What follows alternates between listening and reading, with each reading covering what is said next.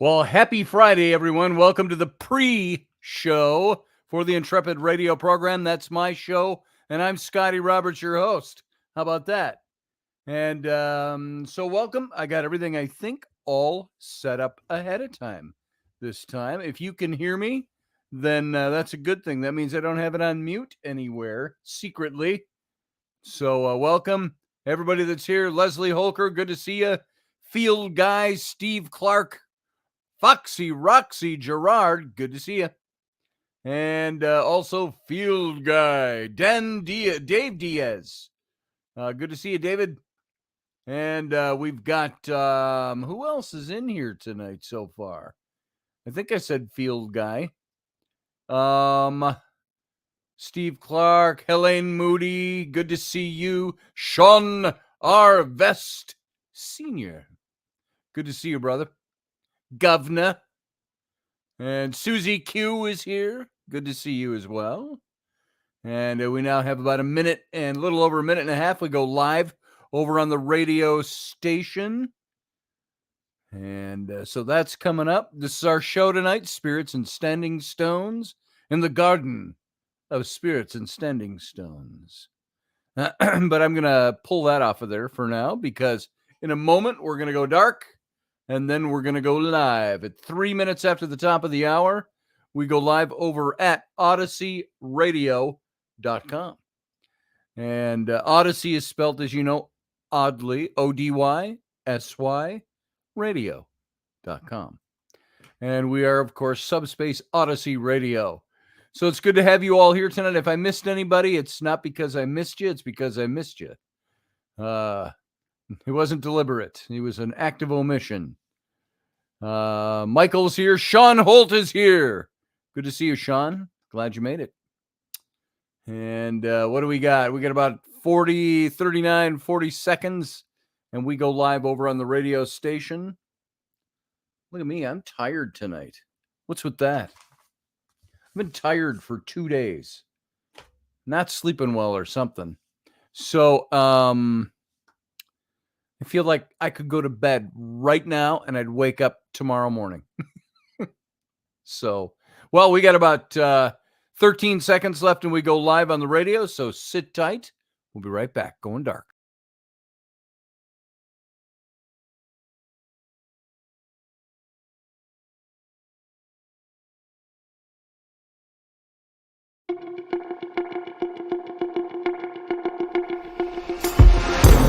Intrepid radio program with Scotty Roberts. Intelligent talk.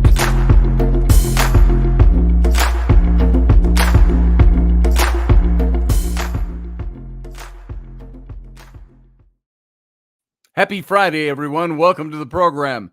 I am Scotty Roberts, and this is my show, the Intrepid radio program right here on Subspace Odyssey Radio. And if you want to hear this show in its audio format only, just go on over, because it's radio, just go over to OdysseyRadio.com. That's ODYSY radio.com. And you can hear this show in its audio format. You can also check out the archives over there. These archives go all the way back. So I've been with Odyssey Radio in one form or another as it's changed hands, come back, changed hands, so on. Has it been 5 years now in August, or was it 4 years in August? Can't remember. So Russ Haslage has been there the most of the time. And so it's good to be back over there. And also, you can catch this show if you're listening on radio and you want to join the chat room. Come on over to the YouTube channel, youtube.com/Scotty Roberts. And you can join there. You can become a member there, part of the YouTube Intrepid family. You can also go over to my Patreon page. It's patreon.com/Scotty Roberts. And the show is also broadcasting there tonight. The only problem with Patreon right now, it doesn't have as good a chat room as YouTube. So go over to YouTube. You'll get the best chat room that exists over there. And first thing I want to start off with tonight, I got no announcements. I got no major. There's all kinds of major news we could talk about. But hey, Leslie. Leslie said, Scotty, I am too. I'm not sleeping well. The weather is sucking the life out of me. I don't know. I am just, weather's not doing too much to me. I'm just not sleeping well for some reason. I go to bed. I wake up at what? 2 in the morning, 2:30, and playing the insomniac. And then I try to get back to sleep, and it's sometimes 5 is the last I look at the clock, and I realize I fall asleep sometime between 5 and 7 a.m. And then I'm just beat because I got to get up and do stuff. And the rain won't stop, says Randall Flack. Yeah, there's that. We did have thunderstorms here today, which was kind of nice. We could have used them all through the summer. We didn't have a thunderstorm, I think, since before midway in summer.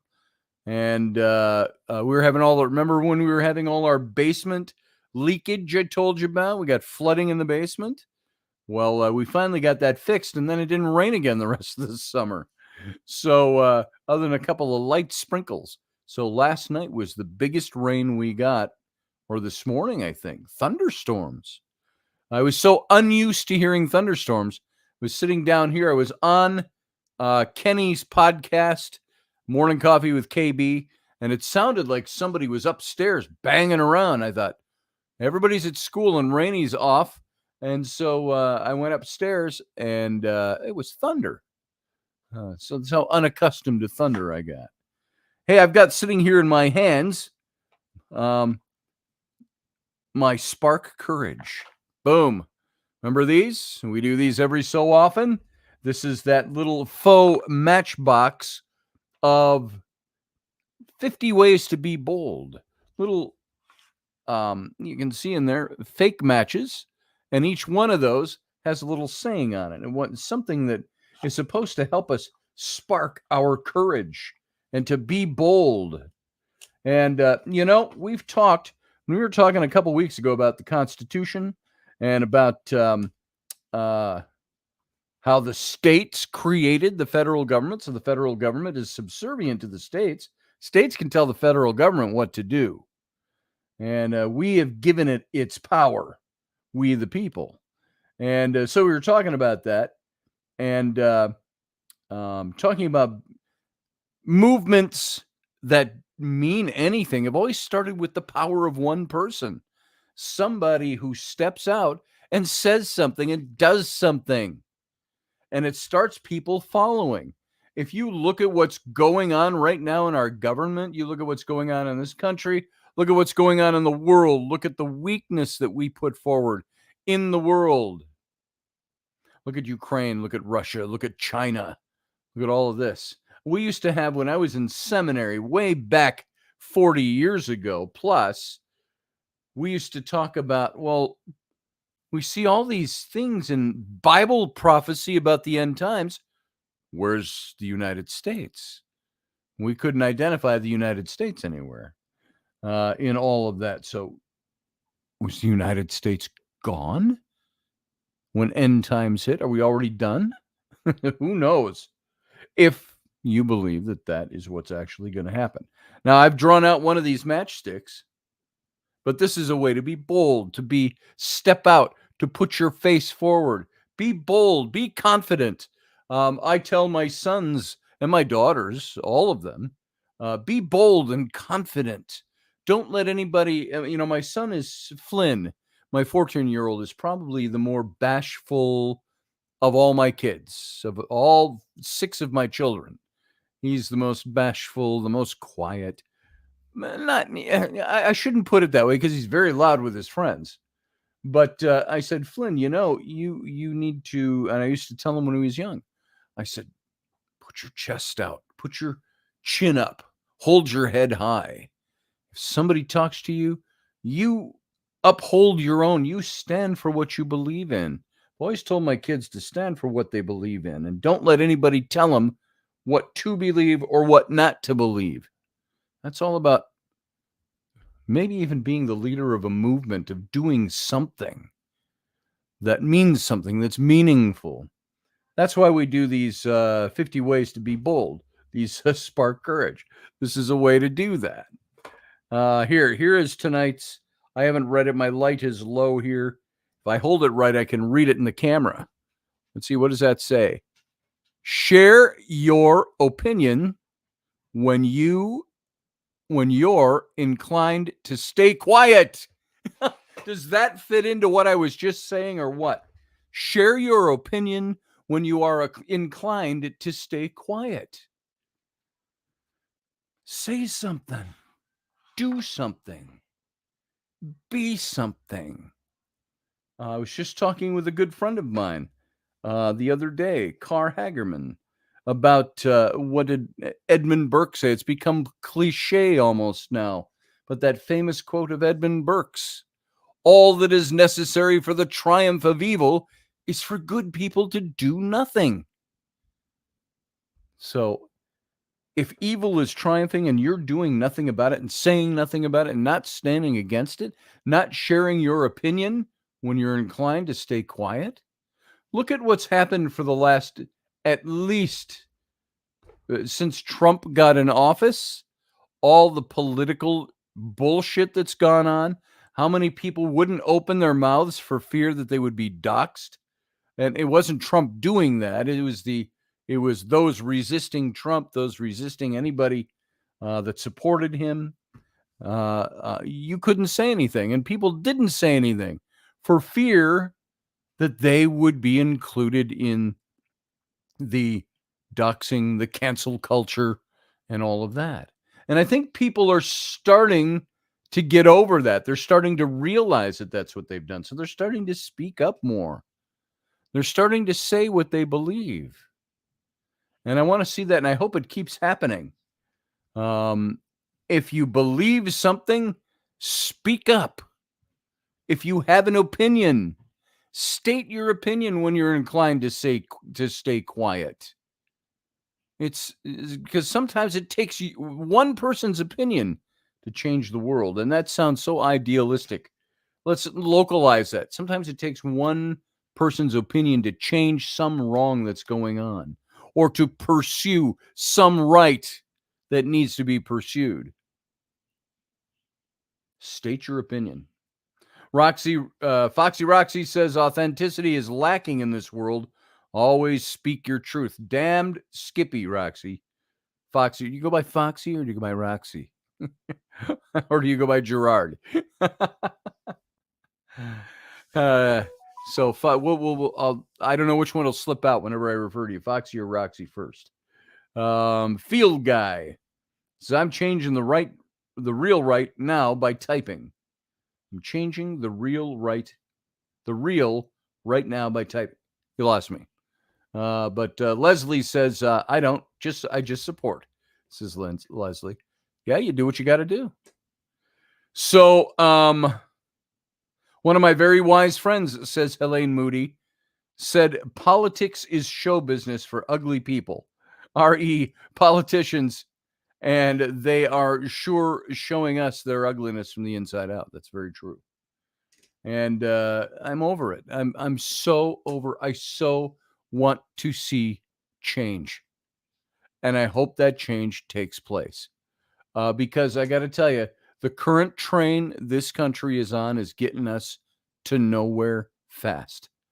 And I asked Kenny this question this morning, and then I'll get off of this stuff. It's like I watched part of it's not impeachment hearings. They're not trying to impeach Joe Biden right now. What's going on is impeachment inquiry. They're looking at evidence to say there's enough evidence here that has a whole lot of people asking, why aren't we impeaching him? And let's have an inquiry. And this is going to take a while because they're doing it the right way. You hold an inquiry first, which is what they're doing. This is not an impeachment process that we're in right now. It's the process that might lead to an impeachment, depending on if all the dots connect and there's evidence to support them, which is beginning to look that way. But the thing that flummoxes me is how many senators I watched, representatives I watched on these committees that are doing everything they can to defend Joe Biden. And many times they're trying to defend him by once again rehashing why they impeached Donald Trump and what they think he did wrong. This isn't an inquiry hearing for Donald Trump. So, and I asked the question of Ken, I said, what is with people? Why can't people, is it just party affiliation and defense of this is my party and this is where I stand? I don't care which side you're on, but is it just defending your own people and that's what it's all about? Or is it saying my own people, I don't have my own people other than that I'm conservative. But if I believe that Donald Trump committed crimes, you damn well know I'd be saying, you know what? He needs to be taken down. So, but I don't see that coming from the left. And maybe it's because most of them know Biden hasn't done anything because it's not him running anything at all. But it sure seems to look like there's stuff going on. So ask yourselves these questions as you watch this stuff, as you watch politics unfold, as you watch the war in Ukraine keep going. It's the Russians and the Chinese who are all in a pact together. You know why? Because they know the United States has never been weaker in the modern era than it has grown to be over the last 3 years. And that's why they're doing what they're doing. The United States is no longer a major player on the world economic front and the world military front. We're no longer looked at that way. We are no longer the superpower anymore. Unoffendable says politicians have been compromised with things we can't talk about here that happened on an island. Shall I go on? Yeah, we've talked about some of those things, but there's some things you can't say here because you know what? The platform will level charges against me and they'll take me off air. They did it for a week once because one of my guests said something they didn't like, and it lasted less than 30 seconds. And it was a harmless statement, but YouTube didn't like it and they nailed me for it. And now every show I do, it's already partially demonetized once it's up because I have to go in and protest it every single show because they've got me set on a demonetization because they don't like what I have to say. And I don't get as bad as other people I know. I got to tell you that. I don't get too deep on this show, at least not into too many conspiracy theories. I like to get into what we're doing, how we think, how we believe, how we handle ourselves. So there you go. Professor Bauer said this, and then YouTube did this. Well, yeah, that was it. And you know, Professor Bauer, he didn't say anything wrong or bad. He just said something, and they didn't like what he said.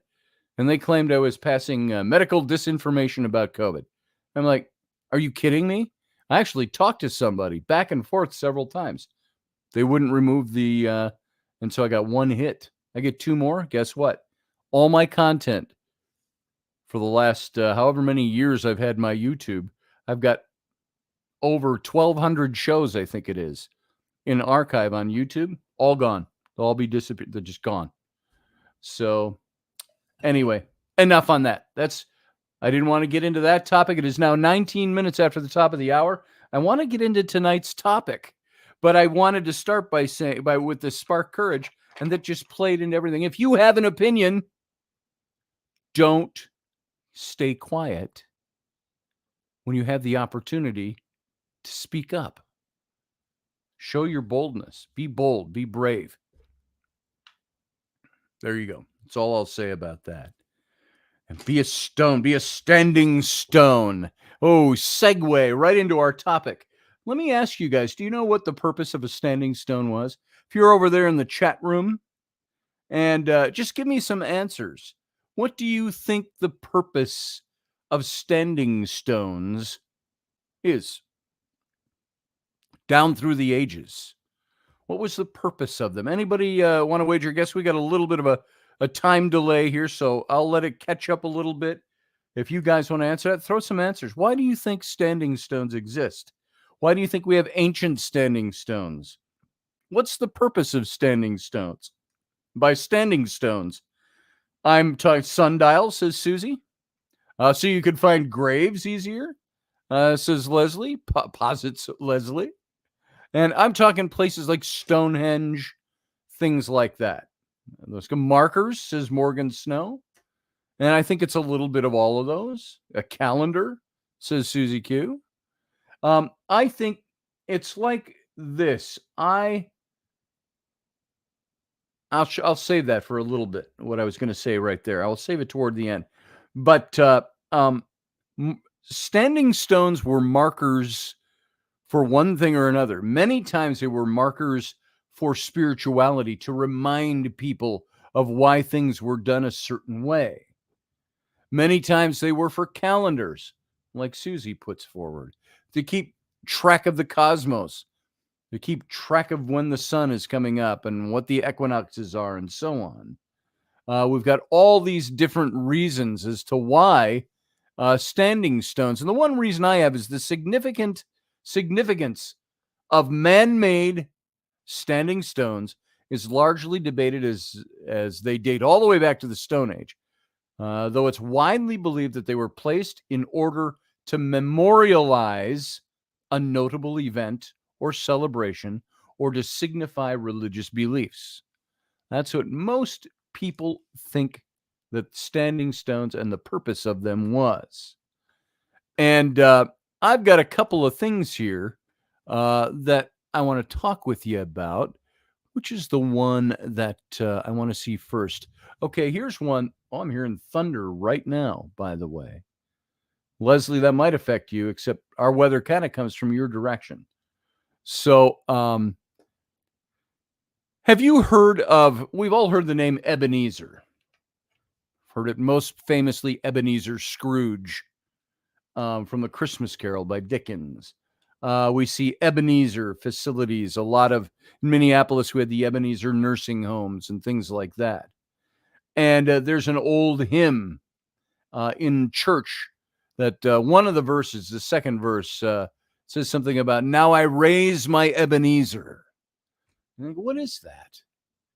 What's the Ebenezer? And there are, throughout the Bible, let's use this for an example. Throughout the Bible, stones have always had great significance. Now, do you remember many times God told the judges, he told the kings, he told people to tear down the high places, the places of pagan worship and so on. And many times those places of pagan worship were marked by standing stones. But then, of course, and some of those still exist. But then, of course, you have the prophets and God telling the Israelites to erect stones as memorialize things. So in Genesis, you had a stone that signified name places. You had a stone of rest, the pillow of comfort in Genesis. A stone covered well in Genesis. A Mizpah stone of blessing and God's faithful watch in Genesis. A stone of precious promise, Jesus, the rock. That's a more metaphorical stone. A stone of foundation and victory, a banner of Jesus. A stone of deliverance and memorial. And so you had all these reasons that stones were put up. But look at Psalm 46:1. It says, God is our refuge and our strength, a very present help in times of trouble. And the Ebenezer is what I want to refer to here. This stone is a stone of help. In 1 Samuel, the book of 1 Samuel, we find a stone that reminds us that God promised to be our help in all things. If you apply it broadly, it was for Israel in the context of the story. And it serves as an assurance that God's help was always going to be present, proven, ready, and reliable for Israel. In Kirjath Jearim, 10 miles west of Jerusalem, the prophet Samuel, now this is before the time of David. This is at the time of King Saul, the first king of Israel. Samuel instructed the people to turn from false gods and to return to the God of Israel. And Samuel also promised the people that God would deliver them from the hands of the Philistines, their big enemies. And the people did as Samuel instructed, and Samuel then called upon the Lord for his help. And when the lords of the Philistines came against the Israelites, the people feared, and they said to Samuel, cease not, Samuel, to cry to God for us.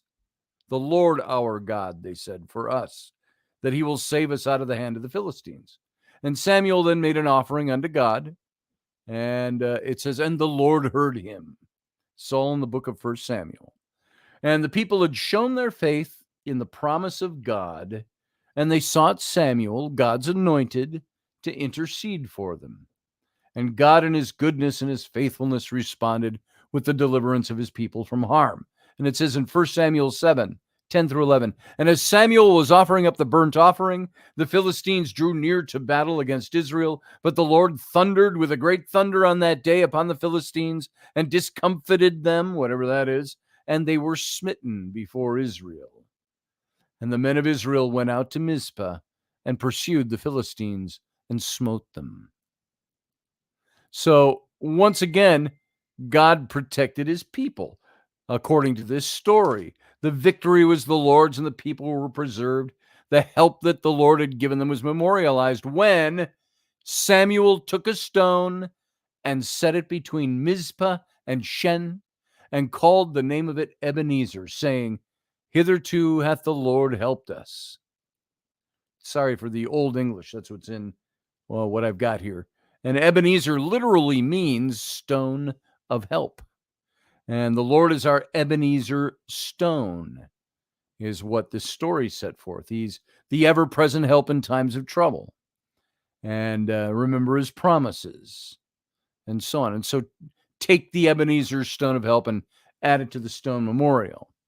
That's what that is. And now I read a little account of a woman who said she, around her studio, and I didn't save it. I wish I had. It was kind of sweet the way she wrote about it. She said, I have certain things that happen in my life that if you look around my studio, you'll see little rocks and stones on shelves. I've got jars, some of them that have stones in them.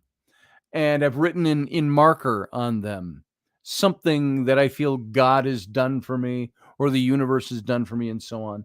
So I have these stones as remembrances of things. And so all around her studio and her home, she's got these little, I don't think it's over flooded with these stones, but she said, you'll find them on the shelves and different places around my home, because she will take, and as a reminder to herself for what either God has done for her, or the universe has done for her, or some good thing, she has taken and written on those stones these things that were done, these things that happened. So she would always have them as reminders. I've got a little jar up here. It's up here somewhere, I think, on that shelf. I don't see it from here. I don't know where I've got it. I don't know where I put it. It's a little jar. It's full of rocks. It's a little tiny jar, and it's got a wooden lid that presses into it. And it's Abby and Bryn's rocks from when they were about a year old, a little over a year, just walking. We were all up at Lake Superior on the North Shore, and they picked up those rocks. Now, there was no great esoteric meaning to something there that we were memorializing, but what I memorialized, and I put a little label, I hand drew a label, and I glued it onto the front of this jar that said Abby and Bryn's rocks. And it has the date that they picked them all up on Lake Superior. And I wish I had that sitting here. I thought it was right there, and now I don't see it unless it's hidden back. You see my shelves back there. Look at all that stuff that's up there. It's back in there somewhere. I'm not quite sure where. I'd have to get up and go look for it. But that was a memorial for them, a memorial for me. And you memorialize things. I've got one memorial that I set up. Now, let me show you this before we get into the meat of what the last 20 minutes of the show, 25 minutes of the show will be about. But I want to show you a picture here. You may have seen this before. I'm going to take down the header for a minute there so you can see this better. This picture right here. You see that stack of stones? That is a memorial marker that I left in the middle of the Sinai Desert, up on the top of a mountain, Serabit el Khadim, in the Sinai. And it's still there, I'm sure. I put that up there in what year? 2014. And I would guarantee you it's still there. Because we had seen other stone markers like this in the desert that had been there thousands of years. And so I set this up. It was at the edge of a cliff. You can see off the left there. And I reached over and I put this this stone, and it marked my family at the time. The stone on the bottom is me. The next one up is Rainey. And then there is Abby and Bryn and Sam and Flynn. And I think Rowan is in here. If you look, one of them's partially hidden, 3 from the top. It's 1, 2, 3, 4, 5, 6, 7 stones there. And so there'd be 2 more. There'd be 1 more, just Ellery. And so that was my family, my children, my wife, and me, memorialized in the Sinai Desert, the Sinai Wilderness, on a mountain that we thought would be very possibly, and I wrote about it, Serabit el Khadim, the mountain, the actual mountain of God from the book of Exodus, the Mount Sinai. And I'm beginning to think more and more it might not have been the holy mountain, but a mountain they stopped at on the way. And there's lots of signs there, telltale signs. But there it is. So that's a memorial that I put up for my family. And it's more than likely there's nobody that's going to come along and kick that monument over, because nobody is there ever. So that is the monument to my family that I left in the Sinai Desert. And so that's what these stone markers would do. Chuck Thurston. Hey, Chuck. Haven't seen you for a while. Good to have you here. He says, I've made and left many rock stacks along the Truckee River in Nevada. Markers to those that follow. There it is. And Foxy Rocky says, Professor Bauer always challenges the norm. Some of us are meant to rock the boat. That's what he does. And he does it very well. And yeah, very cool place to put it, Leslie. I don't know that I'll ever see it again in this life. I'm sure I'll get over there again at some point. But that's in the middle of the Sinai Desert. You cross through the Suez Canal, underneath the Suez Canal, to the east side of the north tip of the Red Sea, and you travel down the east of the Red Sea, about halfway point, not to the big expanse of the Red Sea, but one of the fingers that comes up. You got the Red Sea and the Gulf of Aqaba.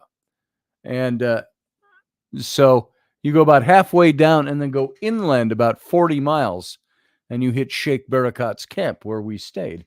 And this little mountain is under his sheikhdom over there. So it was very cool. A remote view or astral project. Sarah, you're hitting on something that I would love to try. It actually makes me a little nervous, but I'd love to try it. I'd love to learn about that and give that a shot and see what I can see.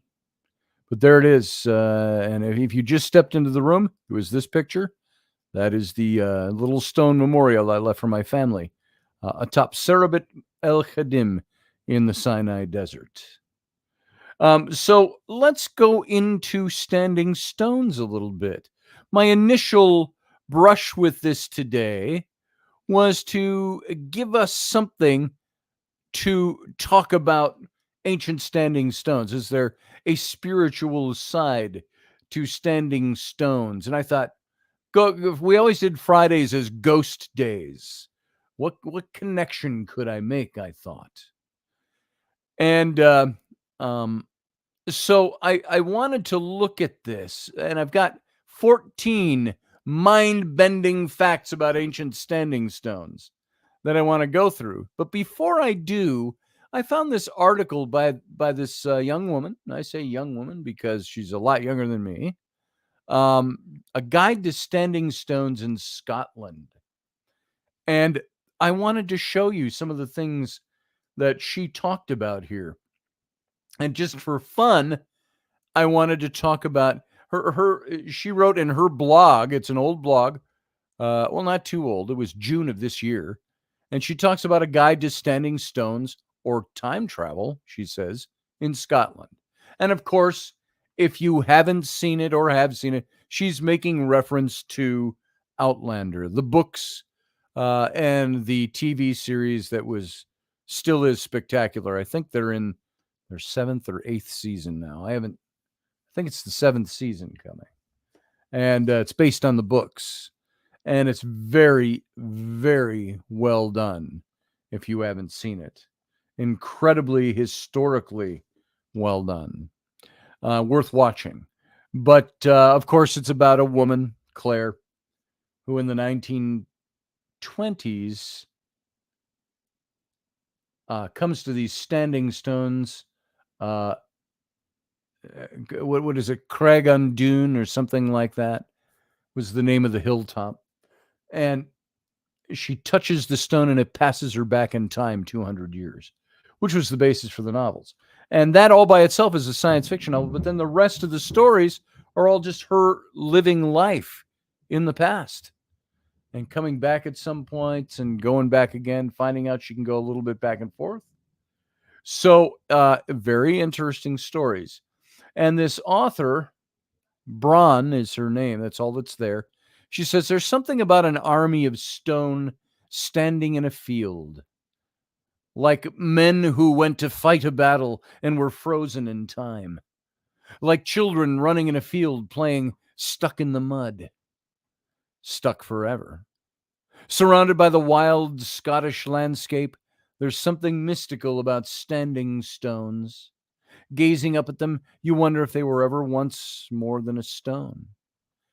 And in a way, they are, and always have been more than just stone. Today, people flock to see these incredible monuments to a civilization long gone. From Stonehenge in England to Callanish standing stones in Orkney, these monuments were erected for a reason. And part of the mystery lies in the unanswered questions surrounding the stones. Who exactly put them there? And how? And what was their use? We can speculate, and that's about half the fun. But what cannot be denied is that standing stones have meant a great deal to humanity for thousands of years. And so she goes on and she says, when I moved to Scotland 18 months ago, I was eager to experience the magic of these stones. Let me clear the air right off the bat, she says. Craig na Dun from the addictive TV show and the book series Outlander does not exist. She said, trust me, I tried to track it down. I followed the directions from several bloggers' articles, driving out to a place called Kinloch Rannoch to find it. I knew it didn't exist. Not really. The hill is real, where they filmed it, but the stones were staged there for the show. A shame, to be sure. But did I still run around the top of the hill, touching trees and closing my eyes in the hopes that I'd be transported back in time regardless? You bet I did. Those are the things we do sometimes. Even when we're adults, we do weird stuff. And we get ourselves involved in doing the things that make us feel happy. That's what she did. And she said, just like in the show, there was a moment when the wind picked up and I stood very still, arms splayed to the side, just hoping, but I'm still here. She goes, big shock, right? But the good news is that there are plenty more standing stones scattered all over Scotland, just wanting to transport any unsuspecting traveler back in time, if not in reality or real-time time travel, at least metaphorically, as you think of the past. And if you don't believe in time travel and all that good stuff, fear not. There are other theories behind the magic and the meanings of all these standing stones. Mystery. The true purpose of the stones is, for the most part, a mystery. It's modern day archaeologists and travelers alike theorize the why of them. Of the most common and logical theories is that the sites were used for religious or ceremonial purposes. And perhaps it was where the locals gathered to have some big parties. Hey, you bring the clams, we'll bring the lambs, everybody brings mead, and we'll party. We'll party like it's 2099 BCE. So no matter their purpose, they're definitely worth a visit on any trip you might take to Scotland. And I've got 4 sites I want to go through before I get into my big list. I pull all this stuff together, and I think I don't have enough information to last a whole hour for a show. And many times, you know me, you know the way I do things. We'll get to them or we won't get to them. Either way, hopefully everybody will enjoy everything. Chuck Thurston said, I touched a stone stack once and I didn't transport anywhere, but it had an odd vibration. It's rock. It shouldn't vibrate. We were at places in Egypt where we had Chris Conway would touch stones and he would catch vibration off of those. It's interesting stuff, guys. I've had more than my share of weird experiences over there. But let's look first at the Callanish standing stones. And I've got some pictures here that will add to these. I have to pull off the banner again, just so you can, whoops, I don't know what that was. Just so you can actually see, oh, that was a different overlay. Here's the Callanish standing stones. This will remind you an awful lot of Stonehenge. This is Callanish. And I'm going to go through 4 sites in Scotland. That's going to give you some idea. They might not be the real Craig na Dun, but Callanish is supposed to be the inspiration for them. These stones are older than Stonehenge itself, but unlike this famous megalithic site, Callanish stones are accessible to the public. It's so far up in the Orkneys, there's nothing around it. You can just walk right up to them. It's not a big touristy site. It's a great place to go, and a lot of people visit and take pictures, but it's in the Orkney Islands, folks. So if you want to lay your hands on them, you can try your luck. You can get close to them. Back in the 1600s, the locals were convinced that these stones were the remains of men who had transgressed and were punished by being turned to stone. And if that's something you're inclined to believe, does that make Callanish the world's most stunning prison? Takes the punishment to a whole new level. You can go look up the Callanish stones, Callanish, I think is the way it's spelled, off the top of my head. Another site in Scotland is the Ring of Brodgar. That's these stones. Looks awfully similar. It's a big ring of stones, bigger than Stonehenge in scope. And the Brodgar stones. This is it's a group of giants dancing in a wide open field. I know in some novels, I think it was Morgan Llewellyn who wrote, was it Llewellyn who wrote The Mists of Avalon? I mix up the names sometimes. It was Morgan Llewellyn wrote The Mists of Avalon. Yeah, it wasn't Mary Stuart. And so they called them the Giants' Dance, these rings of stone. So it's a group of giants dancing in a wide open field. Their fiddler playing a haunting tune as his friends twist and turn. Why they're dancing, we might never know. If they were ever real, we also might never know. But what we do know is they were so distracted by their fun, their ritual, their celebration, that they didn't notice the first rays of sunlight peeking up from the horizon. And struck by those rays, the giants turned to stone, so the legend goes. And forever frozen in place, to be admired by people for thousands of years to come, or so the legend goes. Back in 1846, Scottish geologist Hugh Miller, High, visited the Ring of Brodgar on the Orkney Isles and wrote that the stones look like an assemblage of ancient druids, mysteriously stern and invincibly silent and shaggy. I prefer imagining 36 petrified giants stuck in the field. Their last moments of joy immortalized for all eternity. But the Ring of Brodgar, its name alone whispers of ancient rituals. Like many of its counterparts, the Ring of Brodgar has never been excavated, so its real age remains a mystery. Best guess is that the main ring was constructed between 2600 and 2400 BCE. Wouldn't it be fun to take a tour there? We should put a tour together and go to Scotland. I know we want to go to Egypt. We should do Scotland and do some trips like this as part of this show. They're part of the heart of the Neolithic Orkney World Heritage Site. It's a collection of important monuments built 5,000 years ago across the Orkney Islands, not to mention that they're the third largest stone circle in British Isles. And back in the day, it's suspected to have been able to hold 3,000 people that gathered to celebrate whatever they were gathering there to celebrate. So, yeah, I'd go, Sarah. I think we should do it. We should put something like this together. The third one I have of these four is the Macri Moor. The Macri Moor. Whenever I hear the word moor, I think of one of the first times I heard that was, the old Wolfman's movie with Lon Chaney Jr. Beware the moors at night.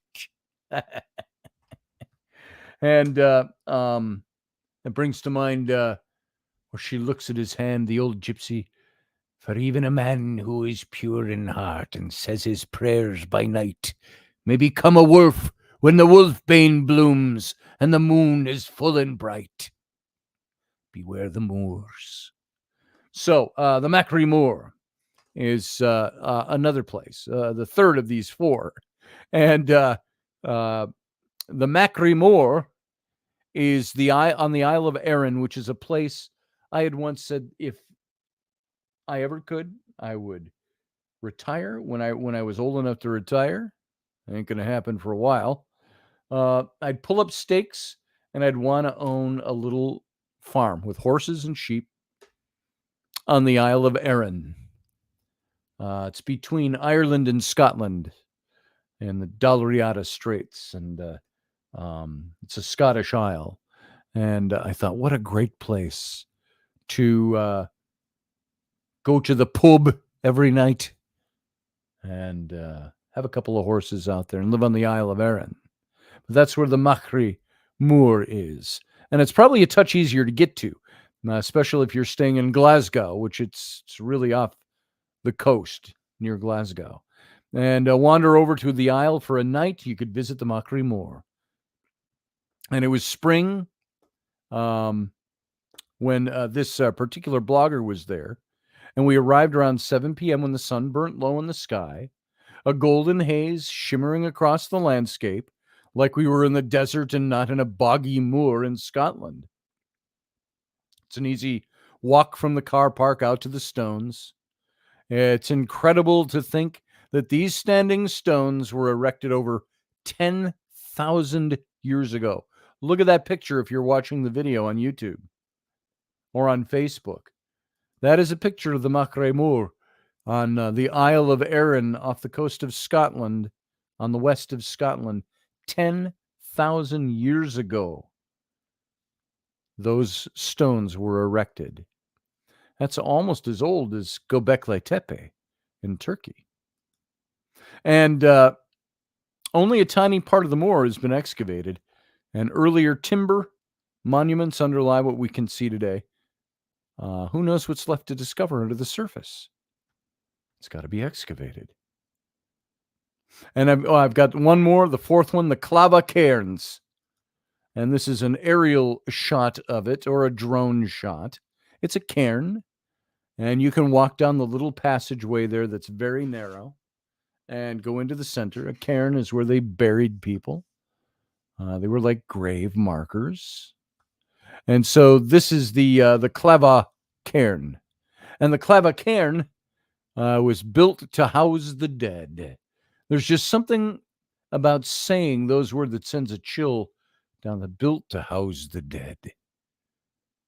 And it's no different to a graveyard or a tomb is. And yet a Scottish cairn, surrounded by standing stones, tucked away in a small forest, breathes more ceremony and mystery and power than one might expect from a simple gravesite. But who was important enough to receive this as their resting place forever? 4,000 years the cairns have been sitting there. As far as can be told, this sacred Bronze Age site, Bronze Age, you're talking the time, Bronze Age, Moses, the Exodus. 4,000 years the cairns have been sitting there. And the sacred Bronze Age site was a vital hub for millennia and longer, considering how people continue to flock here. Clava cairns are also another suspected inspiration for the famous Outlander series.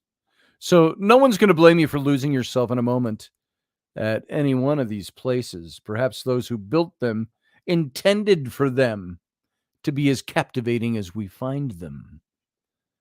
And the stories that have attached to standing stones over time are like weather on the stone itself, and each story marks them in some way. Each person who visits imparts some idea, some fantasy, some hope. And each time someone tells their stories or captures a photo or shows them off to visitors, and we continue the legacy of these enduring moments. It's what we do. It's why they're there, to be memorials to us. So that's the 4 in Scotland. Now I've got this big list, and it's pretty short. It's short, but it's a list of 14 things. When you think of stone circles, does your mind flash to the standing stones of Stonehenge? Everything about Stonehenge sends the mind to wander. Who built it? How on earth did they do it? We kind of know how they did it. The answers still elude explanation. However, evidence surrounding the dating, the engineering, the astronomy of the ancient standing stone sites are now allowing us to understand those sites even better. What do standing stones really tell us of our human origins? Got 14 points you may not have known about the mystery and the origin of ancient stone circles. 1, they were a global, unexplained trend. Global. Zooming out from Stonehenge reveals that standing stones are found all over the world. There's some in New York. There's some in northern Minnesota. Believe it or not. Ancient sites dated deep into human prehistory are located all around the world. And while sharing common themes, standing stones all have individual traits. Some are so small, you'd hardly recognize them. Others are so large, they had villages built within them, like Avebury in England. The village is built right into the standing stone circle. Huge circles. They generally date to Neolithic and prehistoric periods. The oldest stone circle discovered is an incredible 12,000 years old, 5,000 years older than the first signs of written language. The Bible makes mention of stone circles 39 times. So there's no explanation as to who built many of these surviving standing stone circles. What they provide is evidence that our ancestors had masonry skills to cut, move, and assemble in ways that are difficult to explain and replicate even today. 2, the oldest standing stones are ancient. Located in modern Turkey is the oldest stone circle site of them all, dating to at least 12,000 years old. Göbekli Tepe is the oldest recorded standing stone site. It's so old that it dates to the boundary of when humans were thought to be hunter-gatherers. And located on the Turkey-Syrian border, they're found where humans transitioned into farming and settled living. And the standing stones are carved into huge T-shaped pillars. I was going to bring pictures in of all these too, and I didn't take the time today to upload pictures. But how these people created such large T-shaped standing stones is a complete mystery with the kind of technology they had. To make things even more mysterious, the total area of the site equates to roughly 12 football fields. That's a big area. Göbekli Tepe. There's a whole series of these stone circles that are all over the region there, or that area right there. And the complexity and the sheer size of Göbekli Tepe only unravels more mystery about the purpose of standing stones. And the site is nearly 50 times larger than Stonehenge. And it's a complete archaeological mystery. And do you know that the animals that are depicted there, some of them we haven't even identified yet? Does that mean they were mythical creatures? Or were they real creatures that have passed into extinction? It's an interesting question. And I've only got a couple of minutes left here with the radio audience, but we are going to finish this list of 14 into the captain's cabin. So everybody sit tight, and we're going to keep going. We won't even take a break. We'll just say goodbye to the radio audience at the right time, and we'll keep going. So working with stone, number 3 is engineering beyond the Stone Age. Working with stone can easily be regarded as primitive. Remember the Flintstones? Remember, everything they did was stone. They'd take a camera and there was a little bird inside that would chisel out a picture of somebody and spit it out. That was their polar rock camera. However, the more we learn about it, the less accurate that idea becomes, that the stoneworking was primitive. The reasons why stone was so important to build with is still to be understood. But making matters more complex is the accuracy, the skill, the workmanship that the ancient humans used to place and position these formations. And Stonehenge, as an example, is a multi-ton arrangement of stones. The sheer size is hard to explain in itself. However, the stones needed to be transported from 160 miles away in Wales. See, why did they do that when there were other stones around? There had to be a mysterious, mythical, religious, spiritual significance to the quarry where they took them. Then they're arranged into millimeter perfection alignment and precision. And the level of human capabilities to build these stone circles show that prehistoric cultures could have been more advanced than we might previously have thought. So, guys, we got to get out of here for the radio audience. I'm just going to play the end of the show, the exit, and then we're going to come right back into this without doing other ads. So, everybody on the radio, live long and prosper. Come and join us over at YouTube. Join us every weeknight at 9 p.m. Central Standard Time, 10 p.m. Eastern. The Intrepid Radio Program, a Scotty Roberts Productions broadcast.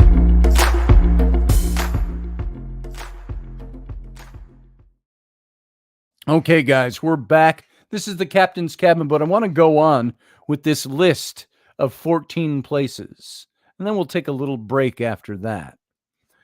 These mind-bending facts, I guess it would be. Number 4 is that Stonehenge is not the largest standing stone site in the UK. While Stonehenge is the most famous, it's not the largest. And the Salisbury Plain is a chalk plateau in the southwestern part of central and southern England. And it covers 300 square miles, and it's home to other standing stone sites. Did you know that? And a lesser known and larger stone circle stands in nearby Avebury, which I mentioned. It's one of the largest stone circles found on Earth. The entire layout is so huge that it now has a road and several houses built inside of it. The little main town with shops and all of that is inside the stone circles. And I was there back, I think the last time I was in Avebury was 1990, September of 1990. So what's that, 33 years ago? Wow. And that whole, as you start to move on the Salisbury Plain from Stonehenge, and you go down, you see Silbury Hill, you see all these different places, you start to move southwest toward Cornwall, which is way out at the end of Great Britain, or of England. But you start to go through, and I was particularly at the time very immersed in the Arthurian legends. And you could feel that. To me, it was palpable. That was probably psychological, mixed with a little bit of what's going on. And maybe this is what happened here. And the more I got into that region, you could feel it. The feeling was, I was at Stonehenge. We sat there for a few hours waiting for the sun to set. There were people coming and going. We just sat on the little hillock there and took pictures and, got something to drink and eat and sat on the little hillside, talked and relaxed in the grass as the sun was getting lower in the sky because I wanted to get some photos of sunsets at Stonehenge, which I still have. Glorious sunset that night. And I could feel it. I said even then, I said, you can feel it. It's palpable here. But only a portion of the original stones of Avebury are still standing. And when completed, it would have been an incredible sight 5,200 years ago. I talk about Moses, Hatshepsut, Senenmut, that guy over my shoulder. All of that would have happened around 1500 BCE. You're talking 3,500 years ago. Avebury, Stonehenge, 5,200 years ago. Almost 2,000 years older than the Moses story.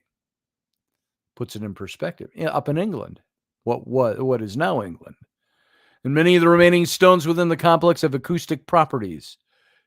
Curiously, they echoes, large claps, and high-pitched tones can be achieved by creating sound waves directed at the stones. And these strange acoustic properties have also been documented in many other sites across England and the world. Number 5, there was a Neolithic UK standing stones culture. So across the United Kingdom stands thousands of stone circle sites. They're evidence of an unidentified culture of early human habitation of the area. The standing stone site in far north of Scotland on the island of Callanish, which was one of the first ones we looked at, bears a resemblance to the Celtic cross. It's made up of a central stone circle with a diameter of around 130 feet, with avenues of stone stretching away from the circle. And so the entire monument measures 400 feet east to west and 100 feet north to south. And the purpose of the aspects of design, it's unexplained. There's like an instruction manual there that came with the standing stones. However, the Celts adopted the same symbol for their culture, the Celtic cross, which didn't arise for about another 3,000 years. There's other standing stones in the UK that include Arbor Low in Derbyshire, Rollright Stones in Oxfordshire, Long Meg and her daughters in Cumbria, Casterig in Cumbria, Stanton Drew in Somerset, Ring of Brodgar in Orkney, and Begmore Stone Circle. Number 6, the ancient astronomy of standing stones. This captures a lot of people's attention. One property of standing stone sites is the astronomical measurements that are built into them. Recording the cosmos is probably best known at Stonehenge, and the alignments to the summer and the winter solstices, as well as the ability to predict eclipses, seems to be one of the most important purposes of that site at Stonehenge. And the accuracy and the precision of these alignments are perplexing. And by the way, as you know, Stonehenge, you've got the stone circle, but something they didn't discover right away is the highway. That when you're in the air, you can see it under the ground, in the grass. The acids in the rock and the things that were done there leave grass not growing the same over the top. There's a highway that stretches all the way down to the river, miles. And there's other stone circles in there. So from the oldest at Göbekli Tepe to those built on remote islands, stone circles were astronomical observatories. And some are so large and sophisticated, it's difficult to explain how advanced ancient astronomy really was. And so today you can still witness how these sites measure the heavens. For example, the summer solstice at Stonehenge sees thousands of visitors that gather each year to witness it firsthand. They still work Number 7, the standing stones in the Middle East. So closer to the earliest stone circle, Göbekli Tepe, are some stunning ancient sites. The Middle East is considered to be the birth of modern civilization, and it's the home to a vast number of impressive astronomical standing stones. As a matter of fact, when I was I wish I'd thought of this earlier. I would have pulled up the picture. We can still maybe see it tonight. But when we were out at Gebel El Silsila, John Ward and Maria Nilsson's site in Egypt, and we went out, and they've got 23 square miles. We went out in the northern desert with a bunch of archaeologists and guys that were, if you saw my Facebook a few weeks ago, I put a picture of Sabra, I want to say his name was Sabra, or Sabre, and with the big headdress on, and he was one of our porters and Egyptian man. But we went out there, and we were looking for a stone wall that John had found on Google Earth. And we're out there, and I'm way up on the top of one of these cliff faces that levels off on the top. And it's not like sheer cliff. It's rocky, and you could climb up to the top. And I'm up there, and I get to the end of that escarpment, and I look way out into the valley before me, the desert valley. And way out there, there's a standing stone standing in the middle of the desert. I've got a picture of that somewhere, and if I have time to look it up tonight, I'll look it up and show you, if I can find it. So I know the series of photos it's in. It's just whether or not I can find it and remember it. So Karahunj, Karahunj is a site in Armenia consisting of 223 individual stones, of which only 37 are still standing. And some of these weigh up to 10 tons, and around a third have circular holes drilled out of them. And it's thought that these holes were used in ancient times as astronomical tools, allowing for tracking and understanding of the movements of the heavens. Many of these stones have been found to align to solstices and equinoxes, as well as lunar extremes. When I was in Egypt and we were down in Aswan, when we went down there to see Abu Simbel, we stopped at a little museum in Aswan, and out in the front, they have, and I think it was Zai Hawass who brought these stones there.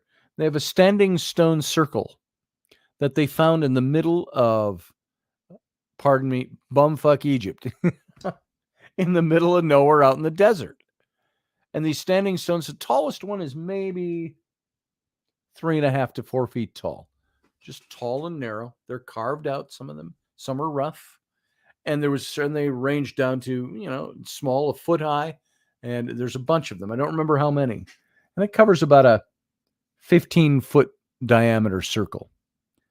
And they, of course, measured them all. They picked these all up for some reason and transported them to Aswan and reconstructed them there. And so you can go out and stand inside them. They aligned them the way they were supposed to be aligned, so on. But there was an interesting story when they were out with the Zai Hawass. Here's these standing stones have been standing for 8,000 years in the desert. They don't date back. They date pre-dynastic Egypt. I don't know if 8,000 is the number, but way early. They've been standing there all this time, untouched, unmolested, still standing. And one of the drivers accidentally backed his Jeep into one of them and knocked one of them over. Imagine how that guy felt. I've just driven over an 8,000-year-old monument. So maybe that's why they transported them. I don't know. So moving on. Number 8, the South American standing stones. In Brazil, there's this 100-foot wide Stonehenge of the Amazon, made up of 127 standing stones and laid out around a hilltop. And they create the appearance of a crown. And in the winter, there are prominent alignments to the solstice, sunrise, which is thought to be one of the main functions of the site. Solostani, Peru, houses 6 stone circles, all in close proximity to each other. These all have alignments to be specific astronomical markers. Standard dating suggests that they were placed between 100 AD and 1600 AD by a pre-Incan culture known as the Kola. Number 9 on this list, ancient and modern standing stones found in India. India is home to hundreds of known sites dating from thousands of years ago, all the way up to modern times. Telangana, located in South India, is home to an enormous 7,000-year-old circle. Yet in the Deccan region, there is a known site that wasn't constructed until the 1800s. And this is evidence that a standing stone culture managed to survive into modern day. Number 10, standing stone sites in the USA. In Massachusetts, United States, the site of Burnt Hill is a mysterious and ancient circle. The site can't be placed to any known culture to have lived in North America. It could be one last remaining site of the ancient North American era of stone circle construction. I find that very interesting. That's Massachusetts. In New York, Cassidy O'Connor, a good friend of mine, into archaeology up in New York, and she's been to some sites up there that have, I don't think they're stone circles, but standing stones. Number 11, the standing stones of Japan. Between 2400 BCE and 1000 BCE, Japan was undergoing a prolific phase of stone circle construction. And there are 30 rings that have been found in the country's north, all dating to this prehistoric period. You're starting to see a pattern. Every country, every major civilization had stone circles. The Austrian standing stones, number 12, thought to be as old as 11,000 years. A standing stone site, 165 foot in diameter, has been found in Victoria, Australia. And it's made up of over 100 basalt boulders. And it has observational alignments to solstices and equinoxes. Australia, Aboriginals, dating back 11,000 years.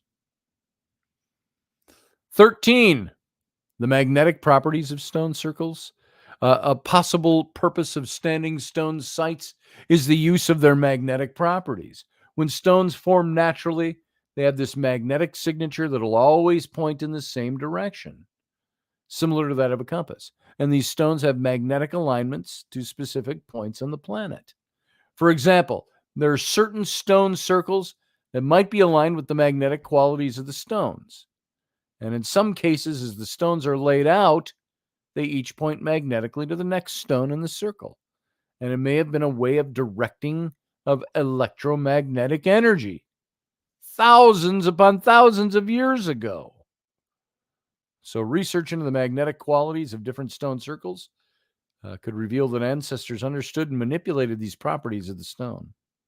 Then finally, number 14, alignments and geographical arrangements. So similar to harnessing local electromagnetic energy, it's been suggested that larger patterns are present in standing stone sites.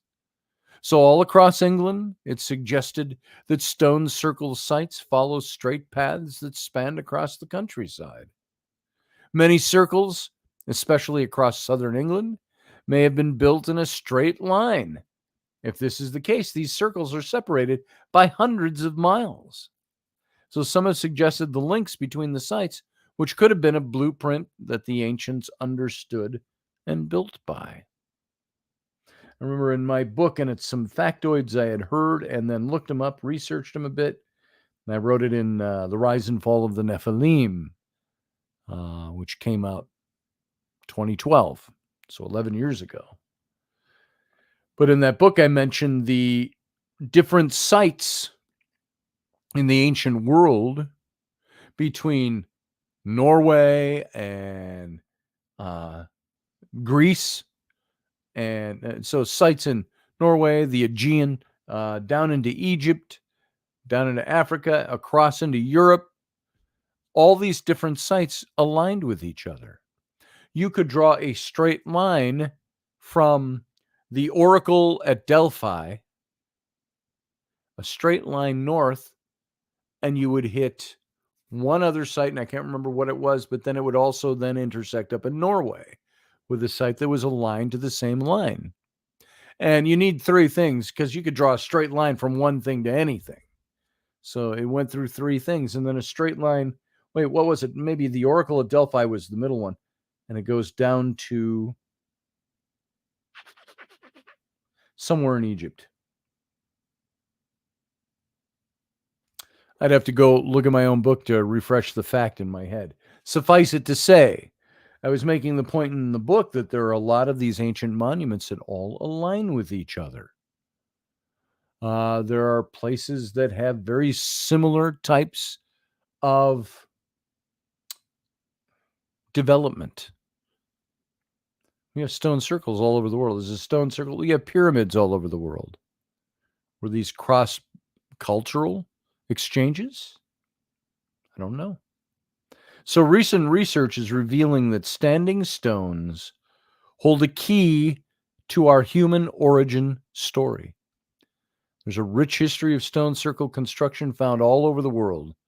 And what drove our ancestors to this form of temple and how did it spread across the entire planet is a big question that's still not left answered. And the secret, this is what archaeology is all about. The secrets held by these immense structures, stone circle architecture, the knowledge of our ancestors and their lives, are a mystery. So what was once a completely normal, essential part of human life is not understood from our modern frame of reference. And so now it's up to, why do you think our ancestors used standing stones? What do you think? Let's talk about that in the captain's cabin now that we're in it. And that's the end of the official part of the show. Let's go out for just a little break for a couple of minutes, and we'll be right back. So everybody, sit tight. We're going to be right back. Don't go away. All right, where are we? Let's do this.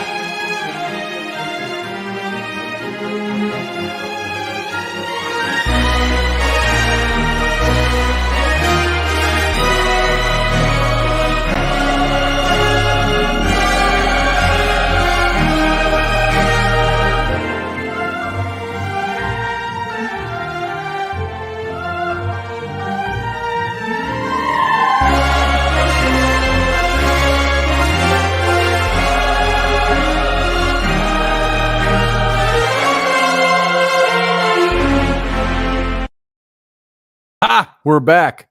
Thought I was going to do all those intros to all the different shows, didn't you? So we're back, and you are right, Michelle Cannon-Free. There are no coincidences. Helene Moody says, no empathy is a path to the multiverse. Listening is the key. You asked, but you're not hearing. It's because you are arguing. You are arguing, which is ego. Humble listening to everything it's going to tell you. There it is. Fox. I didn't know if that was directed at anybody. Helene says, or Foxy Roxy says, hope you're not interrupting my comments as arguing. That's very much not the case. That's good. So, Helene Moody says, wow, the elder druids, wizards taught me everything about what they wanted to teach me because I listened. Humbly, because they are masters above me in the greater scheme of life. I'm a master too. So are you saying they taught you this was a spiritual thing? Encounters you've had? That's interesting. Let's see. I'm just looking back at people's. Yeah, Steve Clark, just like the pyramids all around the world. Exactly.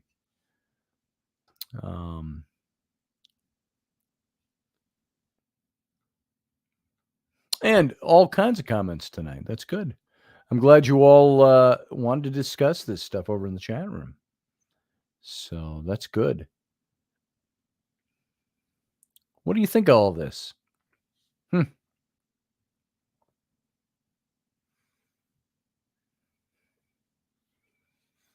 See, I'm going backwards through the comments, so I catch some things, and then I go further back, and I go, oh, that meant something different than I thought it meant. So how's everybody doing tonight? Glad you were here. Oh, I see Uncle John is here. John, you're down below my border because I've got all the pictures for tonight's show that I pulled up. They're all in a line, and that goes to the next line to bring my callers in. I didn't see you there until I saw a little movement down there, and I saw your head bobbing.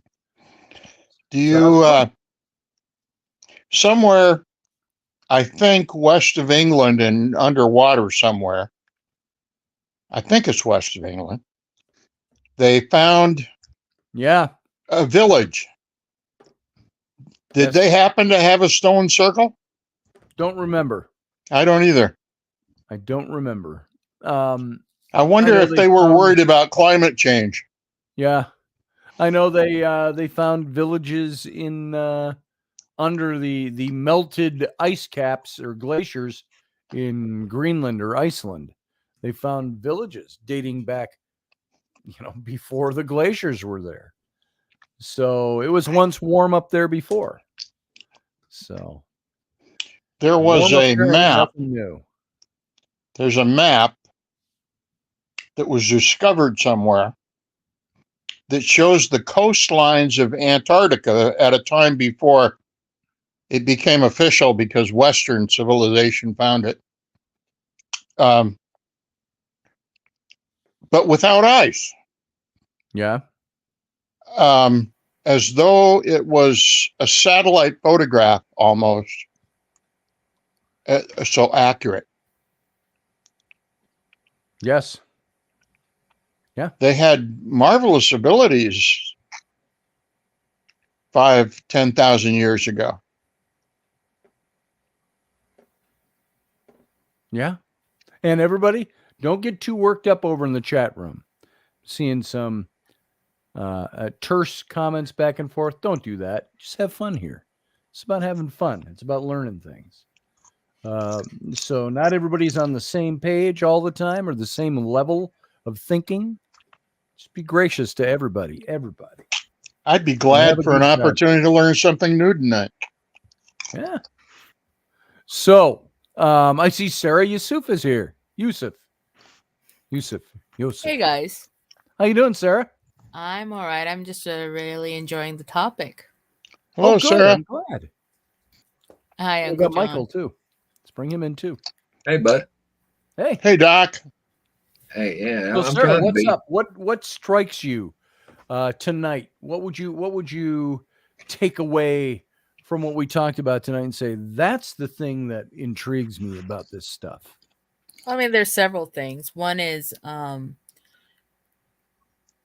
that sometimes the materials of these actual stone circles are not local native materials, but the closest areas that may have, the composite materials to make up the cairns and everything. It's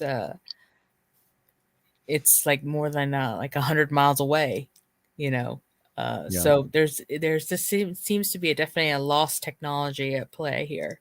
Yes.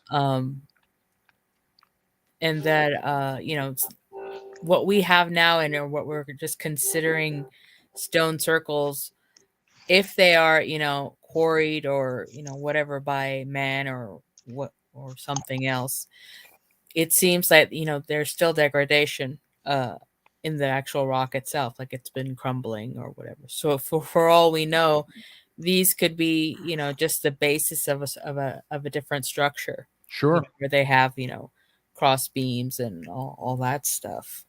So, but I mean, it's really fascinating because we somehow went from a technology of being able to build the pyramids and giant giant, boulders and being able to move that to not be able to do that stuff sort of now, but without a Right. Right. Right. So I suppose, we Yeah. try to do it all with machinery, but back then they put hundreds of people pulling ropes. yeah, and even so, So- some of the structures they have and like you said, a very finite laser like precision. To Right. be able to line it up with astrologically. I mean, Yeah. it's hard enough just to carry it this way. I said, okay, we're gonna leave it here. Yeah. Hey, Scotty, I got a question for Sarah with her background because the other day you said where she's Islam or is Islamic. My bad. What do you think about when they destroyed the winged horses and stuff like that in Iraq? That I've got pictures with me. The great big, I forget what they're called. Scotty's probably better with that or me, whatever.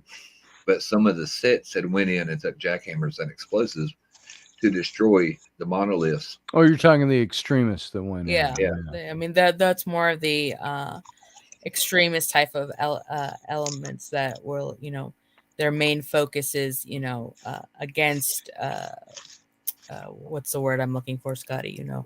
Not polytheism, but worshiping of objects and stuff. So I mean, because in reality, Islam, and it says, in the Quran, you have to be tolerant. I mean, because Yeah. one way is not one way is not the main way. There's many ways to Rome, as it were.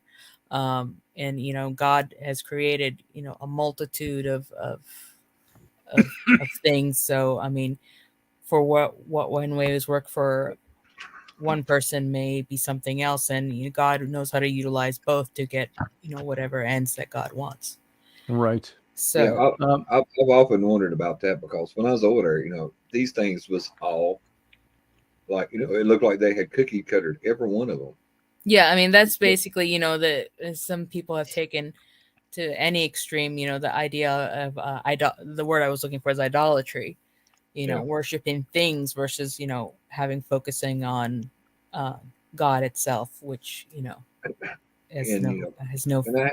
And I've been in trouble before. I've told people over the years, different religions have came in. The Aztecs was exterminated. All of their belief systems was exterminated. The priests told them, go over and burn their history and convert all of them to this, or don't let them live. And I've heard in a lot of different sets, either they adapt or they die. And and it's very it's very what's the word? I've been cold outside. I've been out working on the truck. My nose is running. I was going to ask Scotty if he needed a Ricola. I heard him coughing. Ricola works, but no, there is a lot of lost and forgotten history that has either been covered up in the same way when Rome came into England. Right.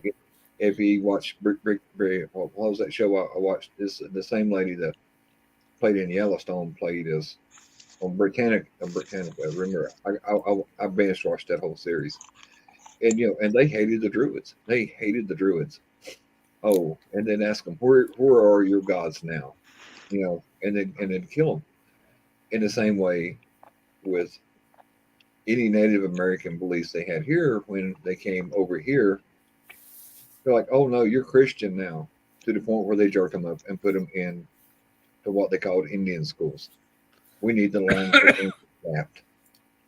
And it's also, it attends to the cyclical nature of, whenever you have a clash of cultures, it's like you said, some are adapt or die. I mean, if you look at, what happened to the Native Americans, they were forced into schools, forced into Christianity. The Hawaiians have been through that. It's just one of those cultural cycles. You don't see, a lot. You don't see many polytheistic Romans nowadays than you see, Christians. I mean, they may, exist in pockets, but, monotheism seems to be ruling the day for now. Let me just say there's something in the chat room with some of the discussion that I'm kind of half reading and half listening to Sarah and Michael. And if Well, we guys, can talk for a while. if you're having an issue with the way somebody is interpreting what you're saying, or not hearing you the way you want to be heard, or misinterpreting what you're saying, just everybody, we need to be. I don't care what language we're speaking. We're all speaking English of a certain type, so we can understand each other. Yeah. Let's just have a good time in here. I don't think when you're typing in a chat room, this is secondhand communication at its best or worst, because you're not hearing vocal inflection. You don't know all the nuance of communication.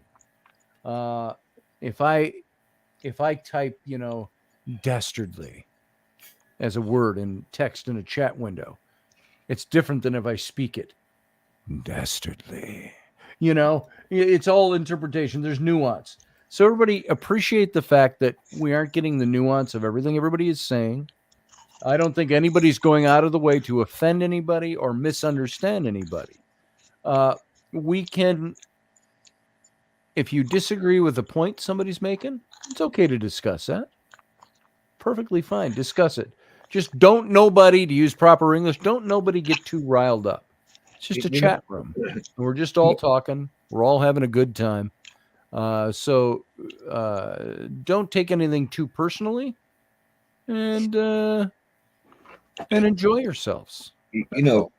Open forum Enough for about open discussion, and we should be very proud that we live in a country that we can have open discussion and a share of ideals. Without Thanks, Jeremy. whatever.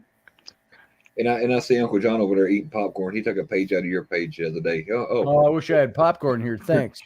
Mom wanted popcorn just before I came back here, and it smelled pretty good after I made it, so I brought some. Oh, see, Helene, I will say this. I'll respond directly. Being nasty to an autistic person shows you up.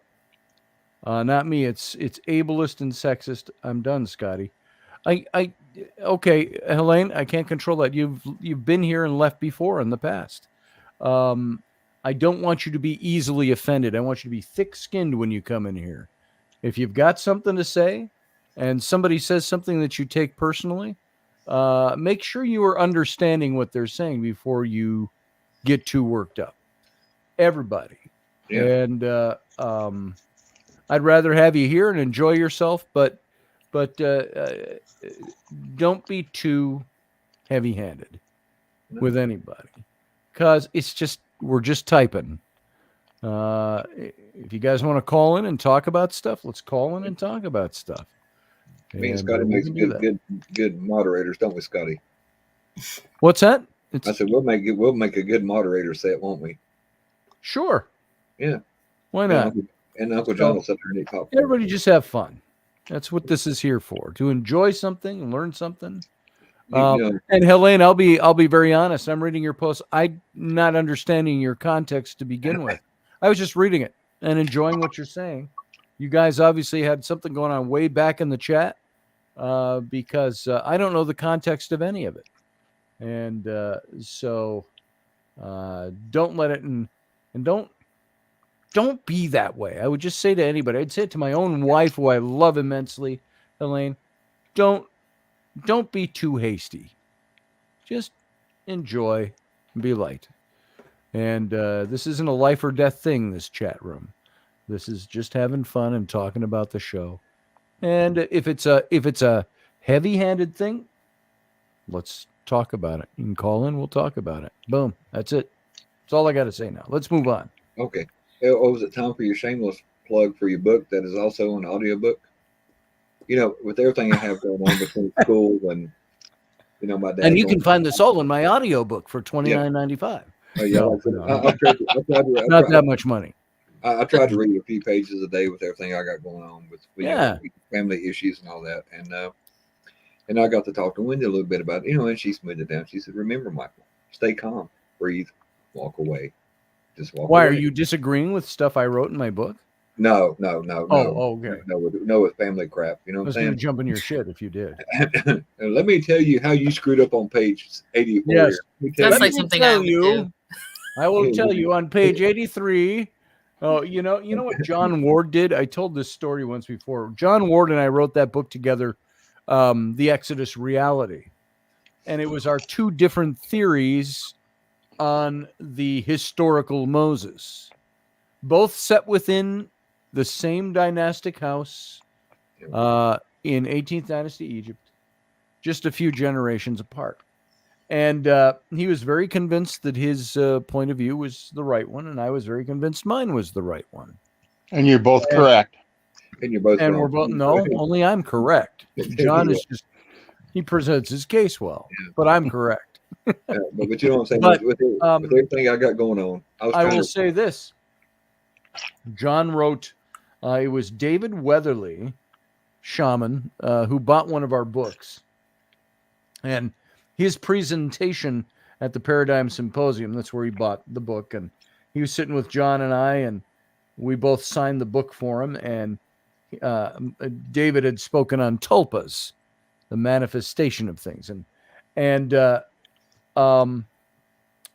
So John writes, he says, he signs it on the inside the front cover, and he writes, David, he says, Scotty's theory, he says, on Senenmut, he says, it's very intriguing. And he says his best parts starting on page 286. Yeah. And that's how he leaves it, John Ward. And you turn to 286, it's the blank page after the last page of the bibliography. So that's what his best parts are on 286. No, but what I was saying, I haven't even had time here to even read more than like a couple pages, and with everything going on,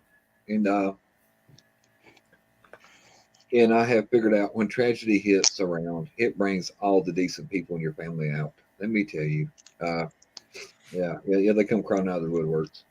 Yeah. So I'm like, and that's what I told her, and I told her, that I really would like to, get more stuff done, including reading a book, and try to figure out what the next book I want to get you to send me, because Tam O'Hare or Sword in the Clay or something. And I have to get some more Tam O'Hares and Sword in the Clay. I'm all out of them. So you're gonna make me order it from Amazon, pay double. Yeah, you might have to order it. Yeah. Go to the website and order it. If you order Sword in the Clay, go to theswordintheclay.com. Well, I was going to say, and so can everyone else. Yeah, so can everybody else. Yeah, theswordintheclay.com. Much, but I am good for a shameless plug, right? Yes. Michael's not a paid spokesperson. No, it's not a what? A what? Not a paid spokesperson. Oh, there you go. Yes, he's not paid. No, no disclaimer rolling below. Yeah. I had to wait. Michael is a paid actor. Yeah, only portray me, and that's what I tell people. The persona you see on the camera is not what the people who know me see all the time. On your show, or on Wicked Women with Wendy, or even with KB, when I sit in with him or sit in with you or whatever, I said, you only see what comes out of my camera, and it's what I want to portray. And we're here for a good time, and I don't know why. People get back and forth. I look forward to Monday nights, Wednesday nights, and Friday nights, and sometimes Sunday morning when me and Poseidon don't have to go get educated at a puppy school. So I don't get to do Sunday mornings now because I'm getting him ready to go to puppy school. And it's to have a good time. It is to exchange information and ideals. If you don't like somebody's ideal or their information, roll it up, throw it away. Nobody's holding a gun to your head telling you that you have to believe a certain way. Well, you shouldn't be in puppy school on Sunday morning. You should be in church. Me and the preacher had that same discussion. I told, but that's what I told him. My preacher. Yeah, and no, he said something about a food truck. He said, "You don't go to church. Why don't you let me borrow your food truck for?" I said, "I might be a godless heathen, but I am a good neighbor." And he just said, "Oh, okay." And I left that conversation with, and remember, I'm ordained just like you. And he's like, and did you let him borrow your food truck? Hey, the next time they want to feed all the homeless people in the community, I'll put gas in it and help him stock it. That's cool. And but no, that's what I'm telling. But when you tell people that you do not believe the same way they do, they said, "Oh, are you Wiccan?" No, no, no, no. I'm not Wiccan. Oh, are you what do you call atheist? No, I'm not an atheist. And they're like, well, what are you? Well, I'm other. And they're like, Yeah, well, can I'm you other. explain it? I'm I'm that other. little box. Chick, other. Yeah, other. And cause somebody asked Wendy that the other day. Well, Doctor, doctor, it's it. hey That's what. doc, Yeah, isn't doc. it a more interesting hour to spend time with someone who either has a point of view you've never heard before or completely disagrees with you, but is not an angry Yeah, that's it. disagreement, Yeah. and you Yeah. actually listen to each other, and you don't change your mind, No. but And you come away a more complete person. I Both of you. learn more from people who don't get pissed at me for not believing what they believe. that's it. And of course, I'm not a pushover when it comes to that stuff either. See, I know everything and I'm right about everything. That's what I told a bunch of my ex. You can't offend me with your wrong ways. And they say, "Oh dear God," I said, "Yes, you right." No, Sarah, I was waiting for you no, to I have actually comment saw. on that or agree with me or something. I have actually saw Scotty engage in back and forth while I'm been on the phone with him, video chatting. I think it's the night I ordered the book. And there's a gentleman who comes on here. Y'all seen him? He's what is it? Niles, where he's from? What is it? Oh, He's Irish. Irish. He's Irish. Niall, where are you tonight? Yeah, my drunken Irish dad. And and I have seen them go back and forth, but he still comes on, and he's not angry. He's not the angry drunk Irishman. You know what I'm saying? He's just very. I love Niall. And Yeah, there's times he comes across like a pompous ass, but there's times I come across like a pompous ass. So I can handle him. Well, if he's Irish. He's Irish. Yeah, But I got to tell you, I love him and I appreciate him. And there's a strong draw I have to Niall. I like the way he thinks. I don't agree with a lot of what he thinks, but I don't have to. No. So yeah, Niall's a good man. Like they always told me in the army. They said, "Oh, you're being an individual today." I was like, "Yep, I am today. I'm being an individual." But no, and that's one thing. I am an army of one. That's Tell it. them. Hail, fall back on their advertising campaign from that's the early 2000s. I am an army of one. That's it. I am the The mission. advertising says so. That's it. But and that's what I'm telling you. I like a good spirited debate. I don't want somebody that agrees with me all the time. I don't want a whole colleagues of yes men, because even though I have a very high opinion of myself and think I'm the smartest person in the room most of the time, I still screw up and make mistakes. Sure. And and I say that being. And we can point them out. We can all point them out. I had my son in the truck yesterday, and we was going somewhere after we went and saw my dad, and made some decisions for that. And I asked him something, and he looked at me. I said, "James, that is a facetious answer." He said, "I don't know what the hell that is. Don't talk to me like that." I said, "Google it."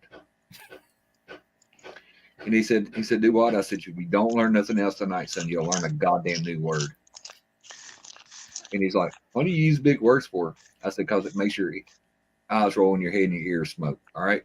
I said, "Because I can." I said, "I prefer not to." It's like an old thing we used to say when we were in college, and I want to put it on a T-shirt. I like to read because it makes me talk real good. It made me talk real good. That's it. And that's what I tell people. I talked to my professor today, not Professor Bowers, and the one at where I go to school, and she's like, "Your accent." I was like, "Yes, ma'am. Can I help you?" She's like, "Well, Scott, you want to take psychology?" She's talking real proper. I said, "Well, people over here needs help too." I said, "We got mental health everywhere." She's like, "No, you stop that." I said, "Don't tell me my accent makes me not capable of taking a certain college course, because I keep a pretty good average on my grades." And she's like, "Well, I guess there's help for mental health professionals everywhere, don't they?" I said, "Well, we do have a few weirdos here too, but a lot of times when when they hear the accent, they're like, "You gonna take what?" I got to tell you, Michael. No offense, I love you, brother, but there are times you come across very Boomhauser to me. That's it. You will say, "Yeah, and so I'm working on my truck. I was just going down. I was going down and going in the yard." And she would say to me, "And got pissed at me," and I'm like, "Whatever, fuck." Yeah. And I'm like, I'm sorry, what? I don't speak Southern. And But and Wendy has told How me. do you think I feel? oh, I'll bet.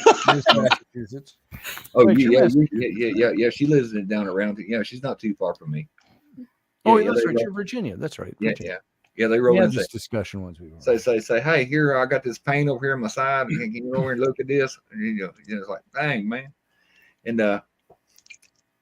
no, but if I talk to Wendy quite a bit during the day, my accent softens a lot because she ain't as polite or as funny as you are when she says, "Speak English." Speak English, Michael. Speak English. And Yeah. but Professor Bauer, are you in backstage? Oh, I didn't even see you there. I got 2 rows of windows here. Oh, but if you want to hear a funny Professor conversation, Bauer is now in the when building. I speak to her mom with that very old English accent, Thank you, that her Susie mom Q. has, and my very southern, like you said, boom hair almost accent, and we're having a conversation, and I told her, I said, I cannot wait till we're in the same room so we can have a proper cup of tea. She said, "You're not going to have no spoon in it." I'm like, okay. Everything I've done in my life is fine, but it is very barbaric to drink your tea with a spoon in it. And yes, Michelle Cannon Free, go on stage. When you're blue and you don't know where to go to, why don't you go where fashion sits? Sitting on her tits. You know where Oh, that's wait a minute. from. No, wrong I one. love that movie. Yeah, been there too. Hey, I love things about the Southern turn of phrase. The comment, bless his little heart. Oh yeah, and when somebody tells you that, it sounds so compassionate, but it means you're a special kind of stupid. Yeah, that's pretty much what that means. I think they came up probably with the whole, more caustic than that even. Yeah, very passive aggressive. You know what I'm saying? Very. So when I moved to Atlanta from Chicago, and I'm originally from California, so ergo no accent. But when I moved to Atlanta, I was told about all this Southern hospitality, and they said, keep an eye out for people who say, "Oh, bless your heart," because they're smiling at you, but they got a knife behind their back. Right. And I went, yeah, okay. And I wanted to jump in earlier. I've been sitting backstage here. Hell, I've cooked dinner. I've had 3 beers. I've backstage for so long that I almost forgot what I wanted to talk about. Beers. But I wanted to jump in on this whole idea of having disparate views on things, and wanted to throw it at Scotty again, because I got to tell you, I love you, brother. You are a incredibly intelligent and well-researched individual, but your whole thing about that carving on Abydos is wrong. Okay. It's such bullshit. It is. That there is no doubt that is not something that had been crumbled and then redone and everything else. There is no possible way, because none of the other artifacts, although the carvings around it, even show anything similar. So if indeed your thesis about this being something that eventually crumbled and then was remade into these objects is true, then why did they only do that one particular stela? There you go again, misquoting me. I never said anything crumbled. It's a product of erasure. Which every pharaoh did it along the way.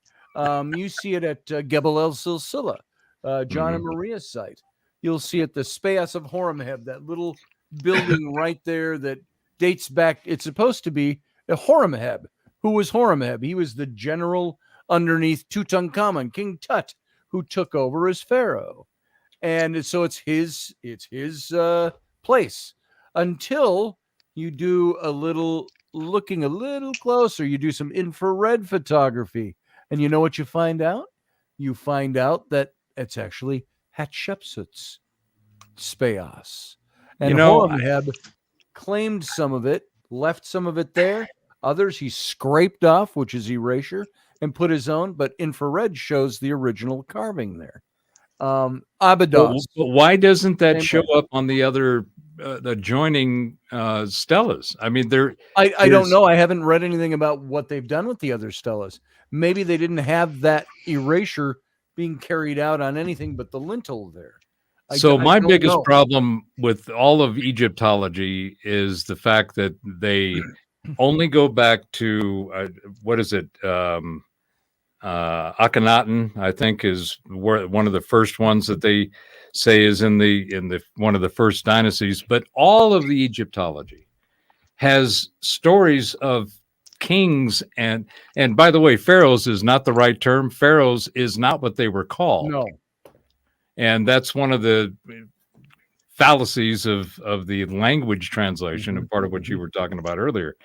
But they've got stories and mythos of kings that ruled tens of thousands of years, going back almost 200,000 years, and Egyptology just completely dismisses all of that as myth, as opposed to, well, what were these guys writing about? Because they're very matter of fact. They don't talk about it as some kind of mythos.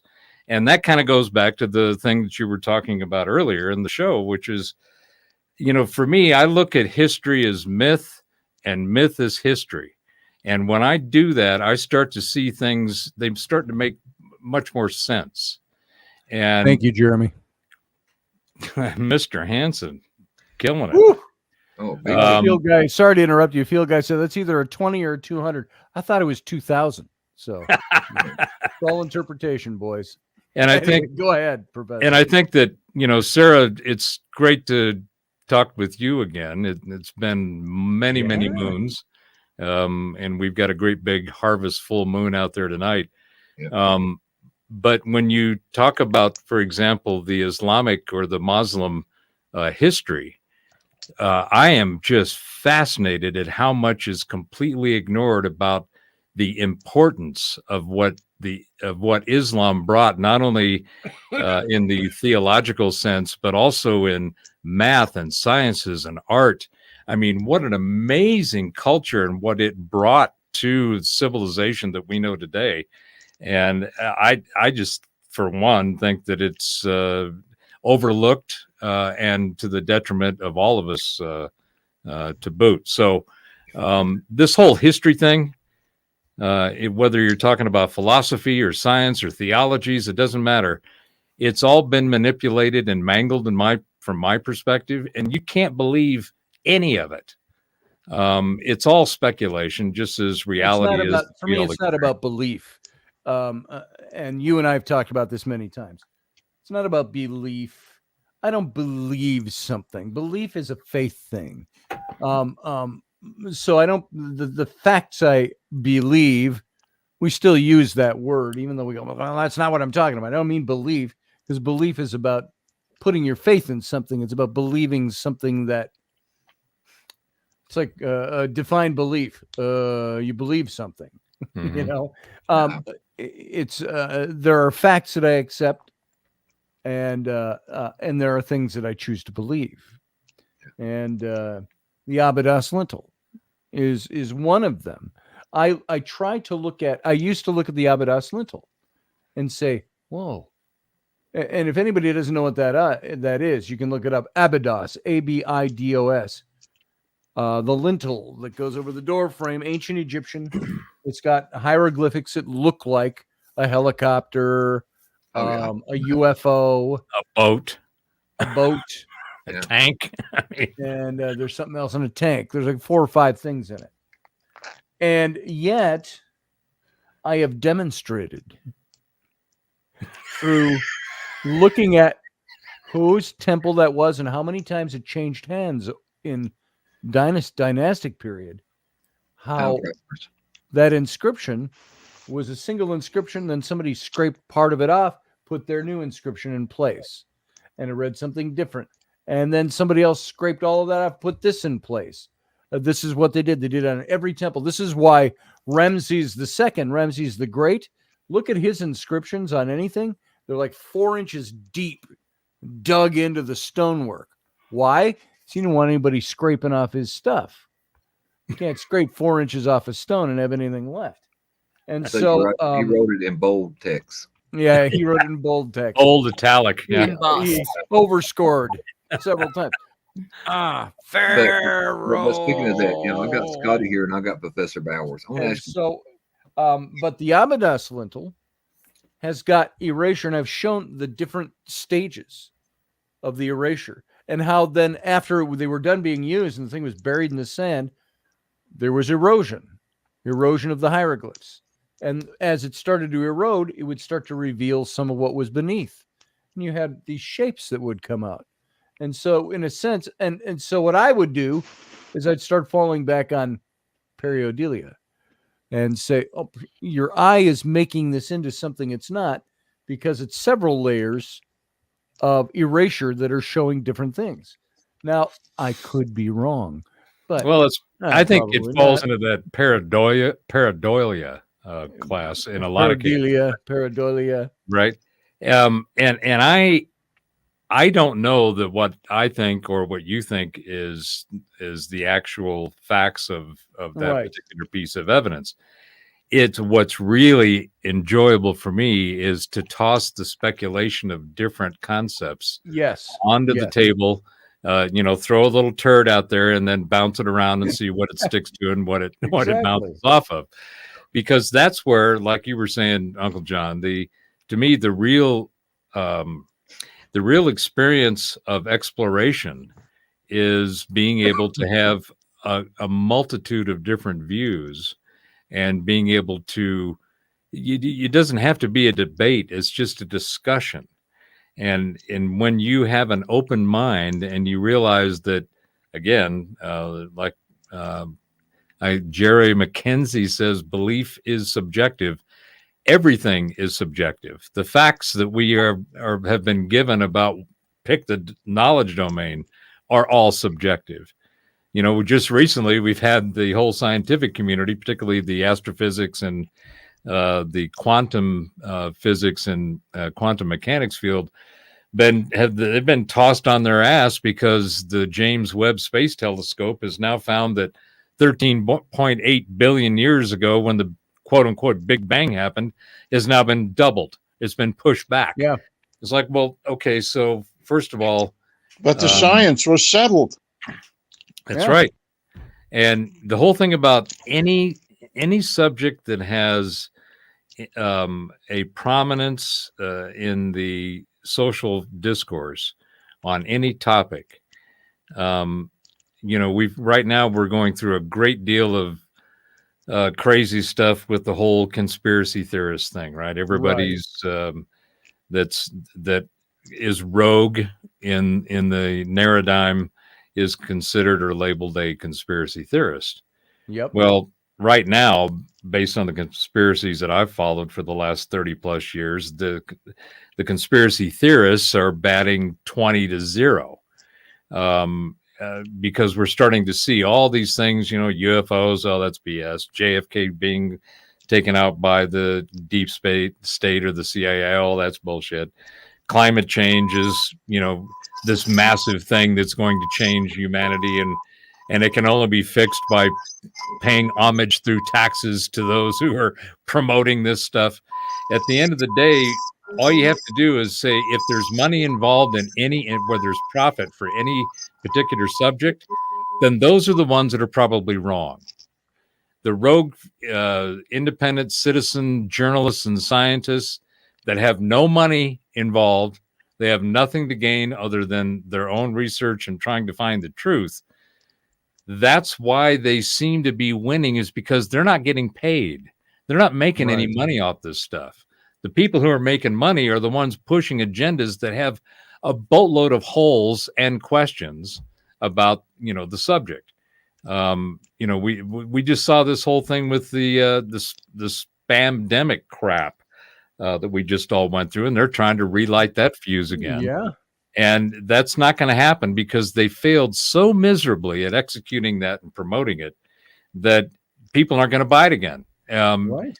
And as time has gone on and more evidence, factual evidence has actually come out, you look at it and you go, well, you guys, you pushed something and you were completely wrong about it. Masks were completely wrong. Lockdowns were completely wrong.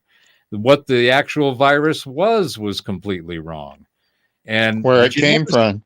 Yeah, did you? And so they finally came out with that. And now Fauci's getting his ass handed to him because secret emails of him visiting the CIA to push this stuff is coming out. So all of the things that we are told that we need to pay attention to, that are the definitive truth of whatever the subject may be, has fallen apart. Anybody with expert or some 3-letter acronym tattooed on the ass end of their name has failed miserably.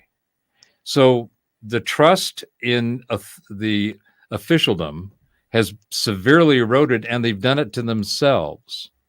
So now you have individuals and independents and citizens who are not on the money-making end of whatever the subject is, starting to rise to the top as it relates to credibility, because everybody else has been pushing this stuff. And again, history is one of the big ones that's kind of an underlier. Our history has been so mangled and manipulated for at least the last few hundred years, but more accurately over the last several thousand years. And we have a history that's complete bullshit. And the more you look at it, and the more evidence and more things you find, and that's one of the reasons I wanted to toss Abydos in there. It's like, well, there's an example of history and archaeology that is highly questionable. It's like when I did the show on Wednesday night about the Osage murders, Killers of the Flower Moon. That is a little piece of history I had never heard about until about 4 days ago. Mm-hmm. And so when you talk about history is bullshit, now that goes along with a lot of history I'd learned. And I maybe somewhere along the way heard something about the Osage murders and never paid it much mind. But I didn't know a thing about it.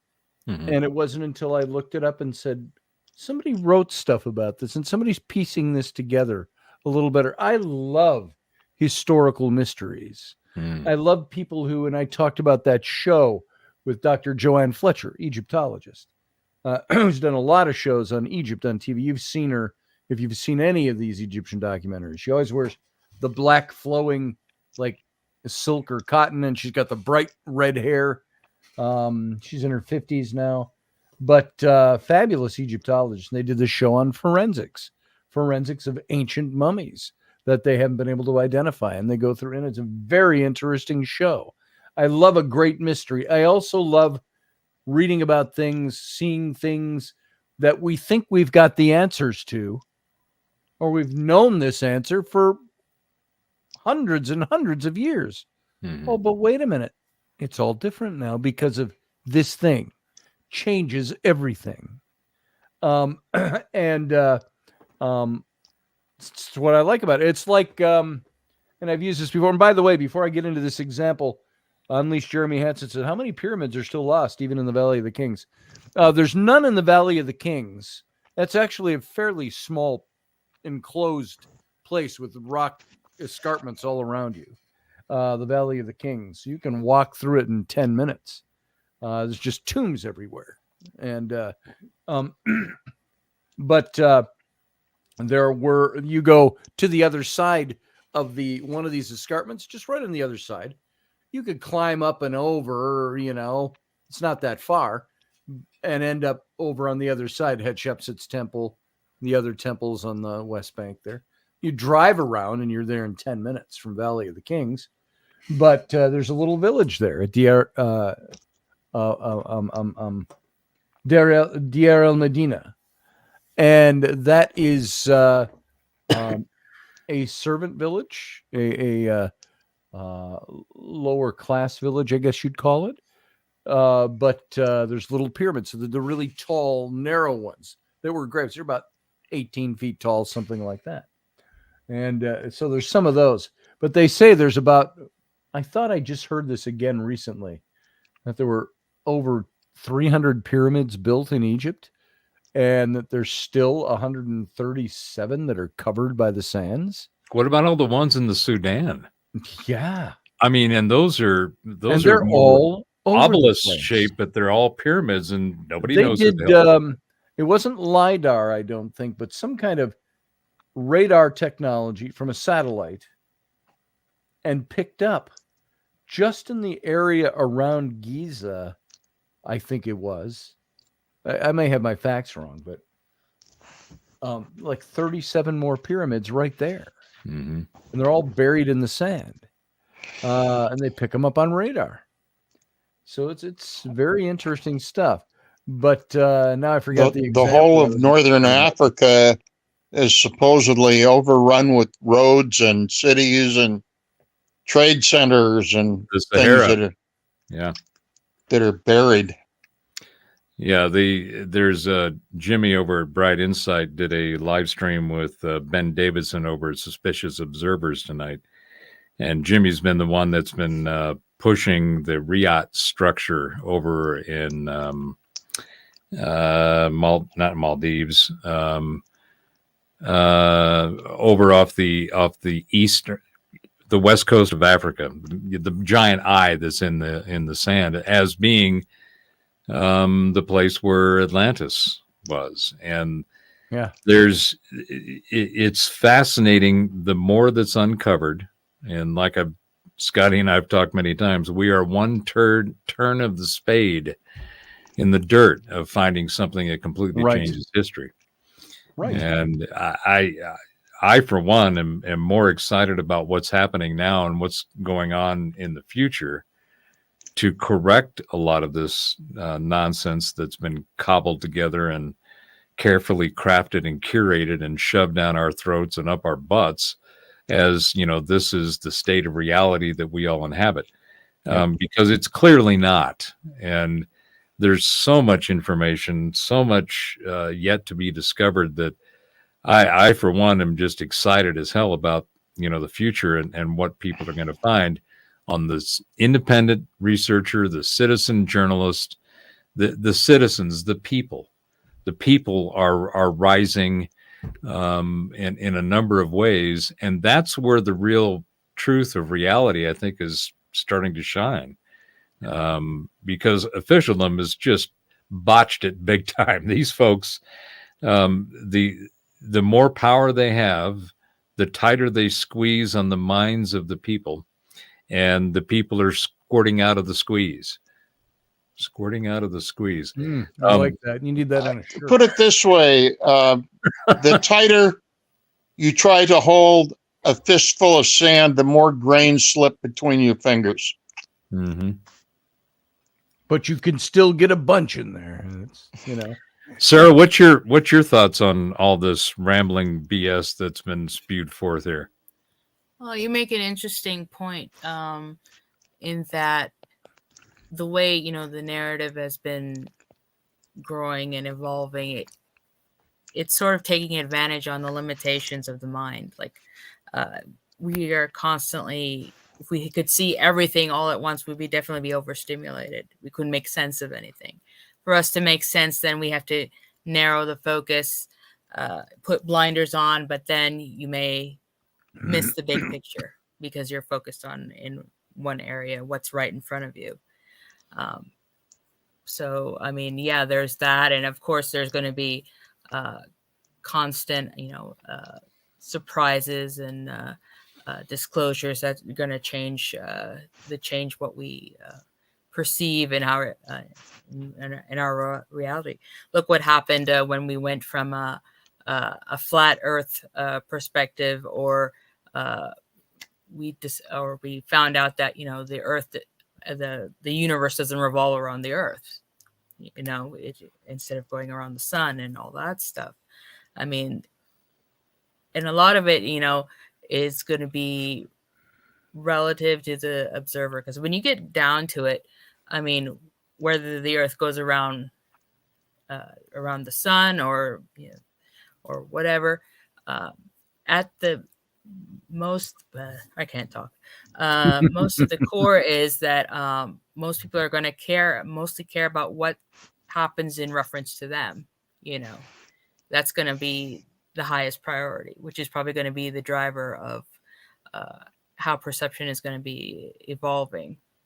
So, I mean, we can sit here and talk about, you know, esoteric phenomena, but I mean, from the day to day, that's what, people are really going to care about. Yeah. You bring up an interesting point about the flat Earth perspective. If you back out at 30,000 feet and you look down on that model, that was all Western belief and philosophy, which was what science was called and considered, for the last few thousand years.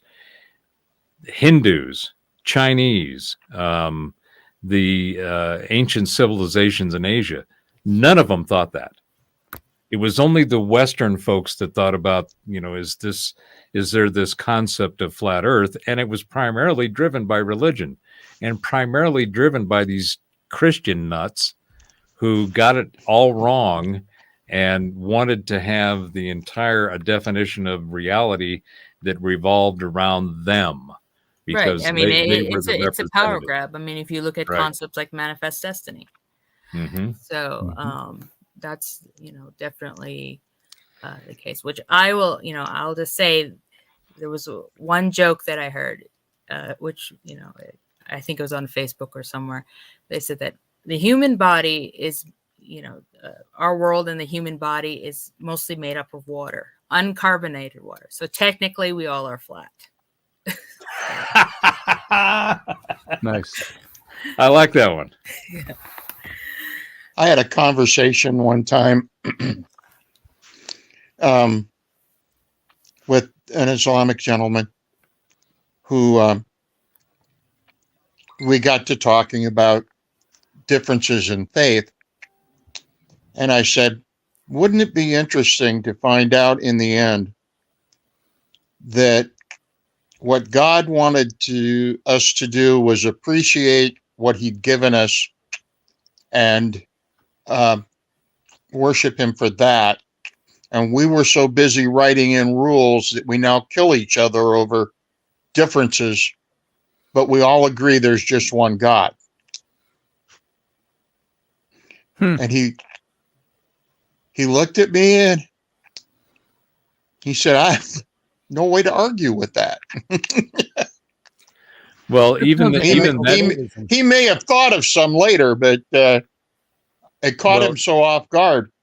Even that is based on a belief system that there is a creator that gave birth to us as humans. Of course. And if you look at the Egyptian writings and the Sumerians and the Babylonians and the Akkadians, their history of how we came about, the Dogon, Hindus, all of that creation story comes from this controlled theology about, trying to keep people herded and keep them dumbed down. But all these other systems, all these histories said, hey, people up there came down here, they screwed with us, and they made us to go do things. Essentially, the human race is actually a tool. If you look at all these ancient mythos about, the cosmology of creation, we were created as an asset for other beings.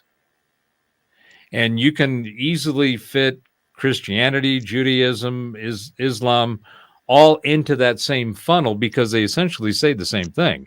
It may be monotheistic, but when you expand the data, the available data, and you look at why are we here, these folks wrote this down a long time ago. In theological discussions, we had them in seminary. We had when Ian Punnett was doing radio here in the Twin Cities. He had the Dead Theologians Society. We had every other Tuesday, I want to say, at one of the big bookstores in town, and we talked about this stuff. And we talked about God making man and all these different theological points of view. And I said, what seems interesting to me as we talk about all of this stuff. Pardon me. Is that yeah. Oh, see you, John. We'll be right here, John. Is that God seemingly, from all the stories we have, if we're to believe what we were taught in our faith books, he owns us. We're his. He made us out of nothing. We are his to do with as he pleases. Who the hell are we to complain about what his choice is? We're the created being. He's the creator. He can do whatever the hell he wants, is what it comes down to.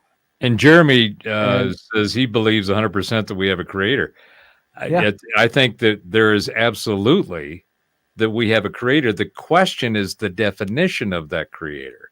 Right. Because, believing in an invisible, non-corporeal, all-seeing, all-knowing, all-everywhere entity really talks to the energy of the cosmos as opposed to an individual entity. But even in Taoism that I subscribe to, one of the first sentences is that which can be described or said to be the Tao is not the Tao.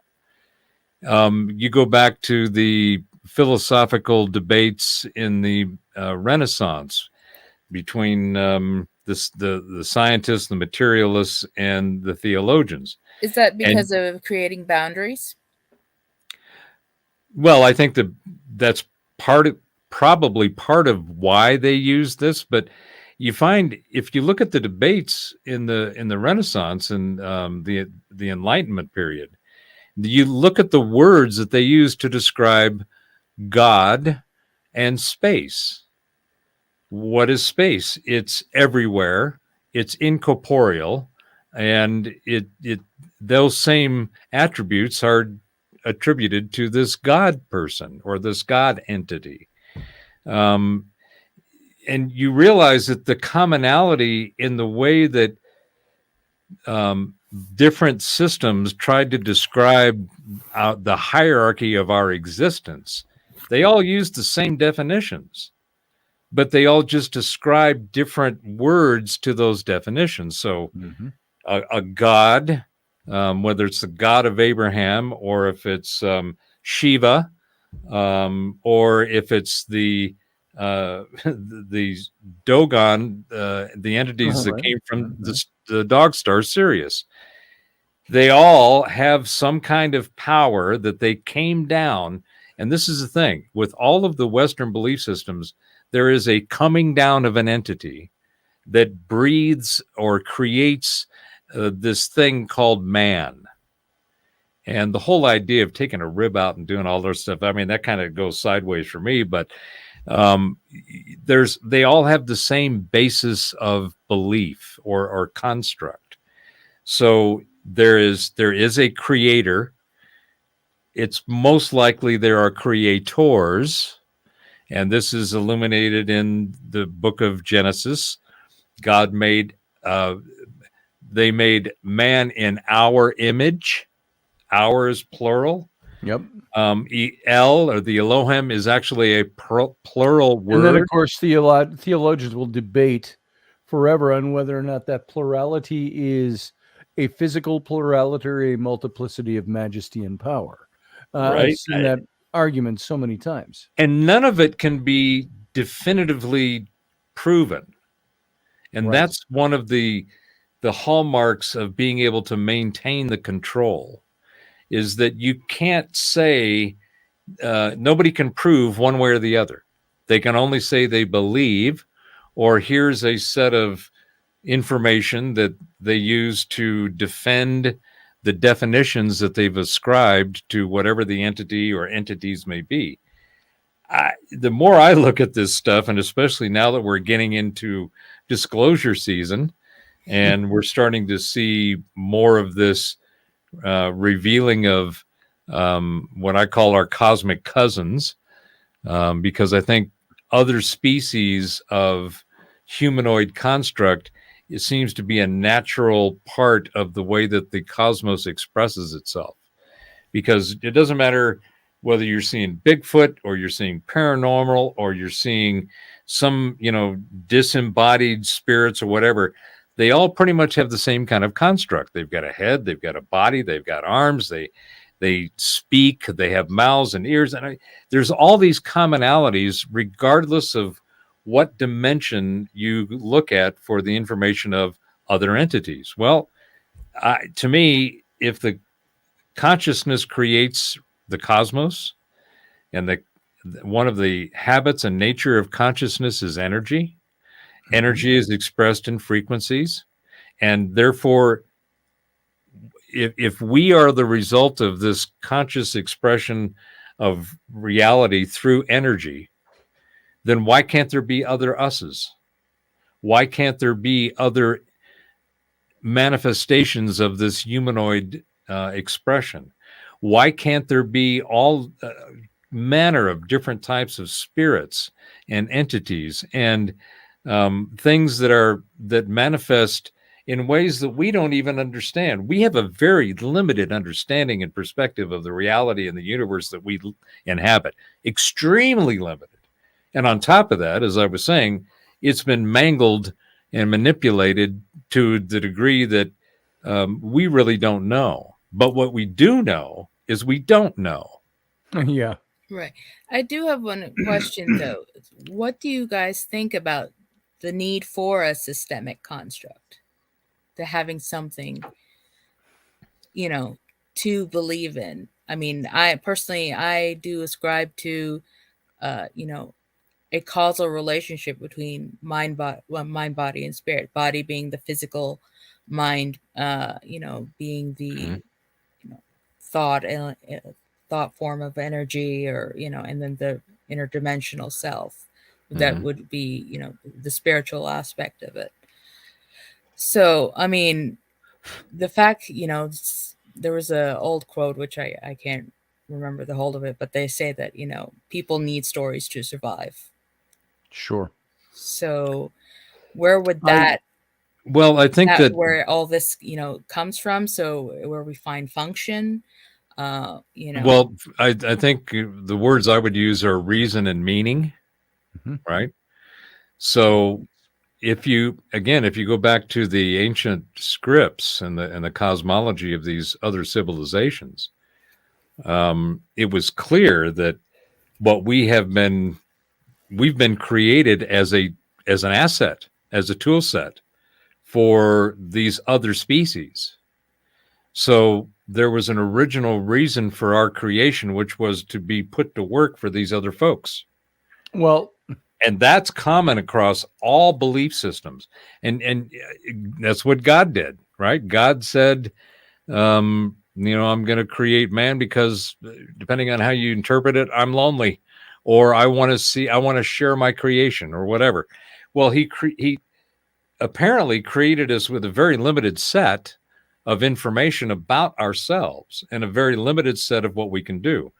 I have subscribed to the idea that we are spiritual beings having a material experience, and that spirit is something that is the unique frequency stamp of creation. So consciousness has, and this is the way I couch things to make sense for me, consciousness has a natural habit of being constantly in motion. That motion is expressed in what we call creation. It's always creating something new. So therefore, another habit or nature of consciousness is novelty. It's always looking for something new, or it's always in the habit of creating something new. So we are the result of consciousness in motion of creation, looking for novelty. That creation and the motion and creation and novelty are what is expressed through this thing we call energy. And there's all these different permutations and expressions of energy, but one of the common constructs of energy is frequencies. So I look at us as we are individual frequency stamps of consciousness. Therefore, we are from the creator, because consciousness is the creator.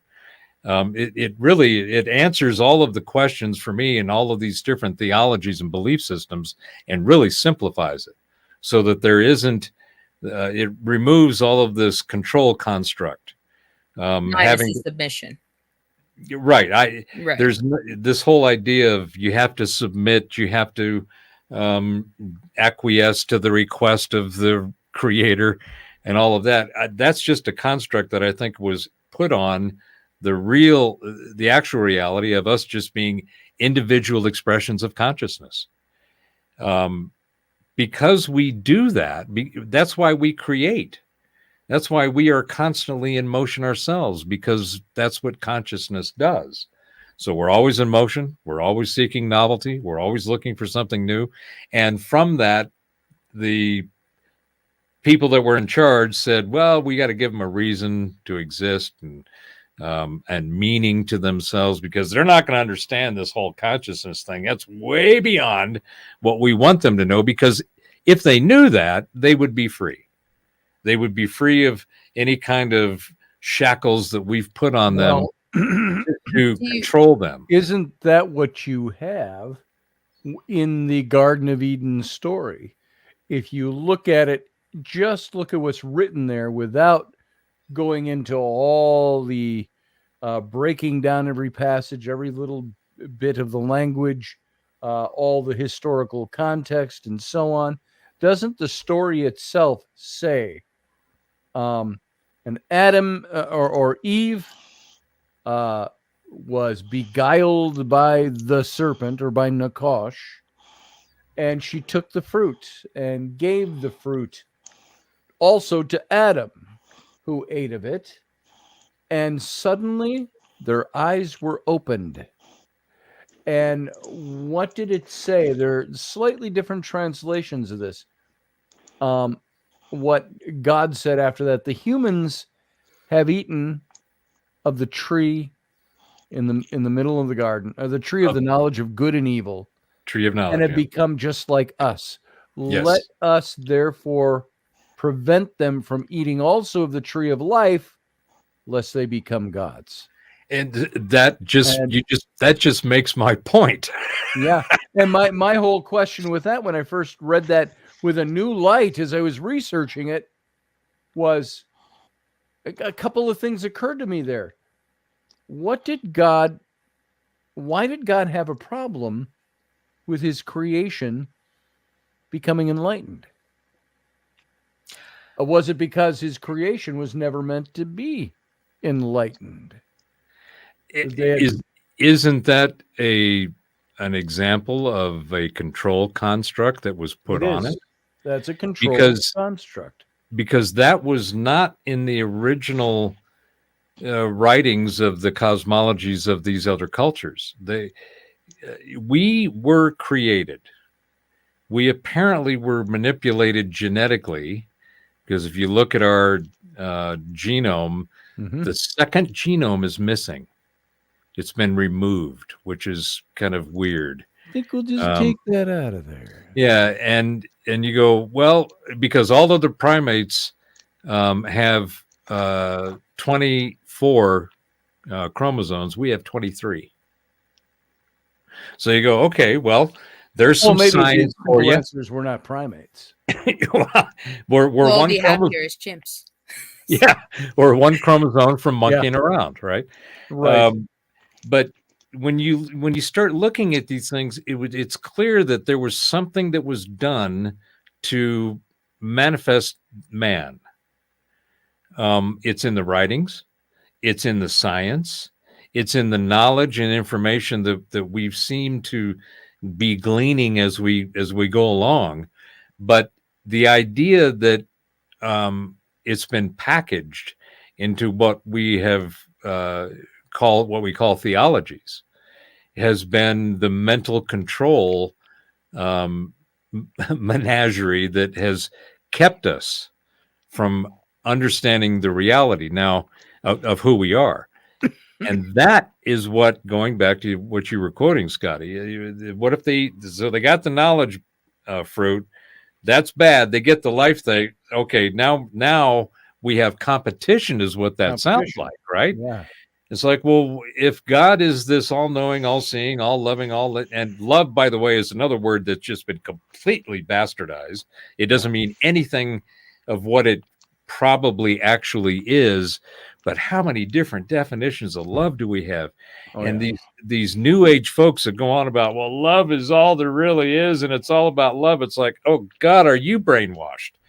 There is nothing and I'm going to go on the record saying this, and I'll probably get smacked down for it, but there is nothing in any of the mythos, any of the cosmologies, nothing that describes this concept that we call love. Nothing. There is It's an external. There are relationships, there are interactions, but this whole concept of it's just all love is nowhere to be found. And by the way, you never see that in Genesis, right? In Judeo-Christianity, there's never love mentioned in creation. And there's an interesting. Go ahead. Yeah. Well, I was just going to say, and just a very objective, cursory look at the Old Testament is whoever that God was that created us was one psychopathic son of a bitch. I mean, he had emotional problems. He had interaction problems, all the stuff that we would classify in the classic the psychology. You know why? Today. I believe it's because he is mostly a construct. That's exactly right. That's We made God in our own image, not the other way around. God, I believe, exists. The originator exists. The creator exists. I don't believe that has anything to do with the God we created in our religion. Because the God that we created is a vengeful God. He's a God whose mind could be changed by even though his word was his word, and what he said, what goes out, issues from his mouth is the word of God, yet his mind could be changed. Moses changed his mind at one point.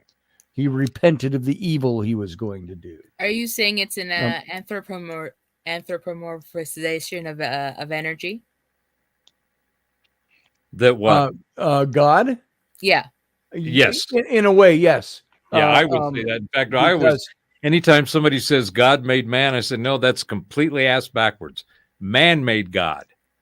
In the definition that we use, or that everybody's got, in their psyche, that construct of the definition of what we call God is all man-made.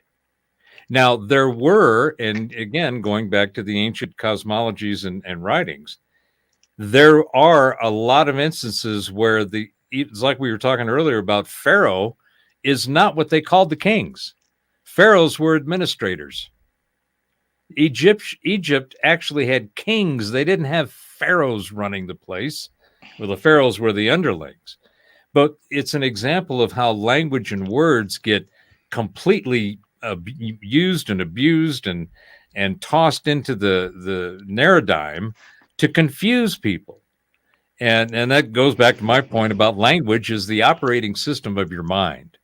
Yeah. And if you understand the how important that concept is, then you'll start examining the words that you use to describe yourself, your internal dialogue, your external dialogue, the reality around you, because you start dissecting and looking at the etymology of a lot of these words.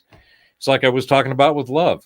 Love it's so overused, abused, and just manipulated big time that when you tell somebody you love them, what are you actually saying? Mm-hmm.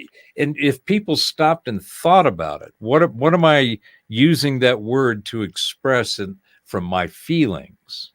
Because feelings are what we derive. We attach words and definitions and all this to the feelings that we experience. And if we let other people define those for us, we're screwed. I think that's one of the reasons we see a lot of the chaos in the world today is people have taken words and they've ascribed them to feelings, and they've told people that these feelings they're having are defined by these words, and therefore, ergo, you go forth. And it's caused what's happened, I think, one of the underlying problems in society in the global sense is that people have been given words to describe feelings, and the definitions of those words don't match the feelings. So there's a great deal of confusion and just complete chaos that goes on within the individual because cognitive dissonance. Yeah, exactly. And so because what they're feeling, they've been given a word to describe that, and the description of that word doesn't match, but they're saying, well, that's what everybody else is calling it, so I'm going to go with that. And that's where the real exposure of reality and truth in the human experience is going to go through a renaissance. I think we're in a 21st century renaissance that is based on knowledge and information that is being cleaned up and clarified after being curated and craftily put together by people who really didn't have our well-being in mind when they did it. And they're blatantly doing it now. I mean, when they came up with this woke crap a couple of years ago, I'm like, oh God, where are you guys going with this? Yeah. And people have controlling the verbiage and nouns of the narrative is where they're getting the control of the people. Agreed. And thank you, Terry Pitts. Appreciate that.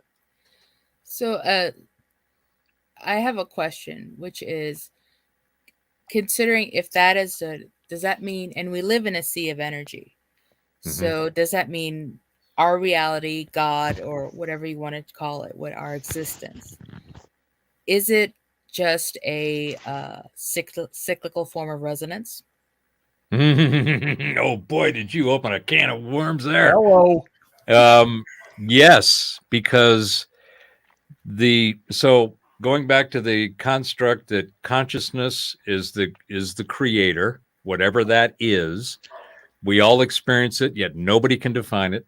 It's just we all have this shared experience of consciousness. The habit and nature of consciousness is creation. It's constantly in motion. The tool or the aspect of that creation and motion is energy. Energy is made up of frequencies. So all these frequencies materialize everything that we experience and that we feel. So if we are frequency stamps, individual unique frequency stamps of consciousness, which is why we have consciousness, which is why we experience everything, then our own individuality is what we are here to experience. It's not somebody else's. It's not a group. It's not a philosophy or a theology or a science or anything. It is our own individual experience that we're here to experience.